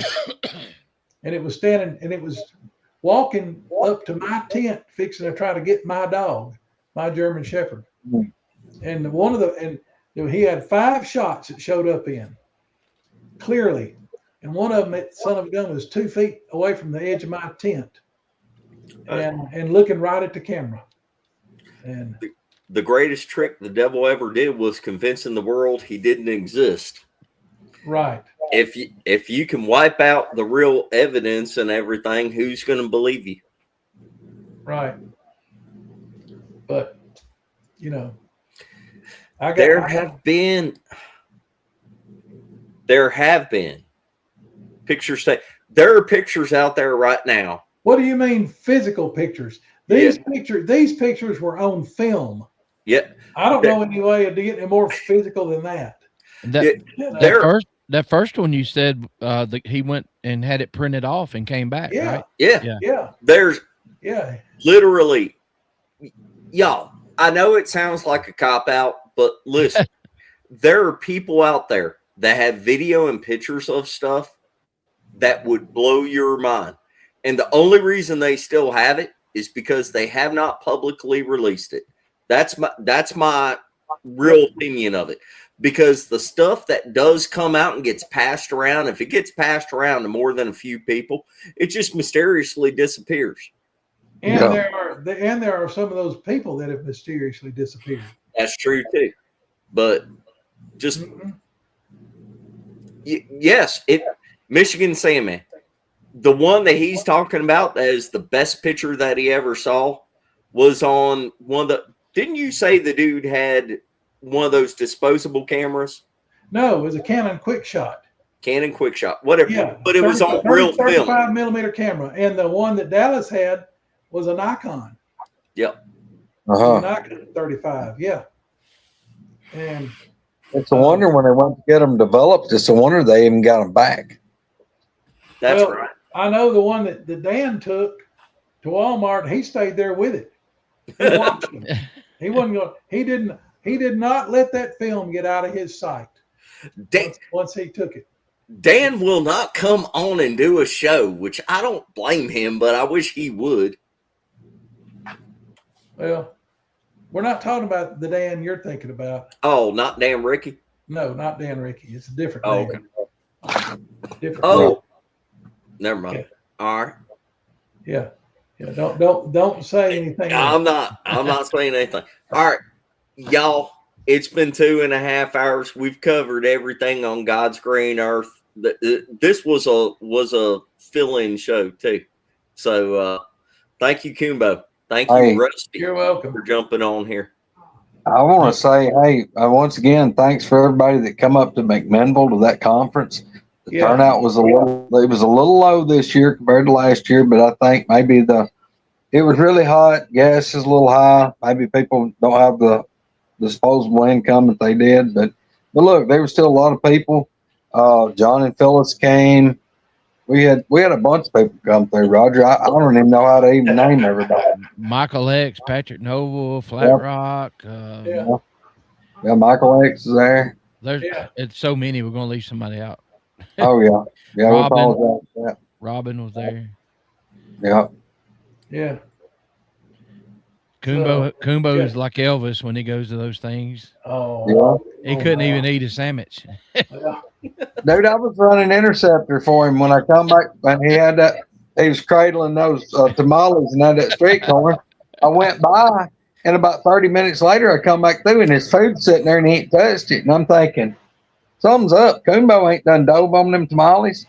And then I noticed that every time he'd talk to somebody, there'd be 2 more walk up. He looked like he's watching a tennis match talking. He was doing this. So I told Greg. Sorry. Yeah, I tried to get in there and run interference and take a little heat off of him where he could at least get a tamale down him. Well, Coonbo, I told Greg, I said, you probably saved somebody's life. You know how hangry Coonbo gets when he gets hungry. Oh, no. Hey, Yeah. you noticed that I think this is the first time I ever been on the Woodwalkers and I wasn't eating and drinking, I noticed. Well, Sandy and I were sitting there eating lunch and my phone dinged and I just barely heard it because I still had it turned down from being at church and anyway I turned my volume back up and I said, wonder who that was. I looked and I saw, oh, Spencer's trying to get in touch with me. And she said, well, go on, you better go on, get on there. So I got on there 45 minutes late. Where'd y'all eat lunch at? Oh, I stopped and picked up some food. Sandy wasn't feeling good. She was still in the bed when I got home. And yeah, I brought I had some chicken, some spicy chicken nuggets and sweet tater casserole and what was the other thing I had? Oh, and turnip greens and cornbread. And Sandy had chicken and dressing and cranberry sauce and Brussels sprouts and green beans and cornbread. And then we had cheesecake for dessert. I knew there was a dessert involved somewhere. Oh, of course. I want to go back to that one restaurant with the dang steak tips and the mushroom. Stanfield's. Man, that was good. That was good. That's some good groceries there. Yes, sir. I ain't been there yet. I heard about it. Oh my gosh, that's good. You drag yourself down here, we'll go. Yeah, if you wouldn't be so antisocial and not come down here to see your neighbors to the south, we'd take you to the Rattlesnake Saloon. Look, hey, listen. I go to y'all's places more than I go to the Dollar General here. I don't get out much. Hey, look, Rainbow, I sent Roger and Misty and Spencer a thing September, I think 23rd, over here at Double Springs. They're gonna have midget wrestling. I told Roger, I said, Jim Payton got to calm down. Y'all got to calm down, dude. I got a friend up in Missouri, and he's a short guy, and he said, yeah. He said, I figured out me a good hook where I can make some money. And I said, how's that? I'm going to start wrestling. I'll be a giant midget. And there you go. We get you doing that. They'll call him Jeffrey the Giant. Yeah. We need to go and just do a live show from the midget wrestling. Yeah. Yes. Don't threaten us with a good time. No, that's what I'm saying. Yeah. Yeah. Roger, look, you come down. We go early. We go up there to Florence to Stanfield's and eat. We come back, go to the midget wrestling. Then we go boogering. Yeah. We just all go to the man cave. We do it live from there. If anything throws a rock or whatever, we're there. Roger, you and Greg can get in the truck and come on down here, and we'll go boogering tonight. That's so unfair. That's just me. That's just me. Oh my God. Give me about 10. I'm my own boss. I'll take off. Give me about 10. I can be there about an hour and a half. Oh my! All right, y'all go away. Coonbo, tell Sandy we said hi and we love her. Do it. I'll do it. And, all right. Y'all and I got a Coonbo. Thanks for the thumb drive. I'll get it back to you. I appreciate it. Okay. And y'all, like I said, one more time, if anybody that goes on there and donates to Crystal's daughter and son, thank y'all so much. Appreciate it. I looked a minute ago. They are a little over $3,000, like $3,200 something, but they've upped it. They're trying to raise up to $7,000. So hey, look, y'all, much appreciated. Just y'all. I'm looking at Hillary 1971 WV. Okay. Don't, Coonbo, you cannot listen to Hillary. Okay. We don't even put her comments up here because she's just going to blow everything for us. All right. Anyway, love y'all. Good show. Thank you. Everybody that was watching, all the moderators, thank you very much. Hope y'all had a good time. We'll see you next week. Everybody take care. Love everybody. Y'all pray for Squirrel. Yeah. Hey, send some thoughts and prayers for Squirrel. She's hurting. I think I'm going to be a bookie for midget wrestling. There you go. There we go. Bye. Big love, everybody.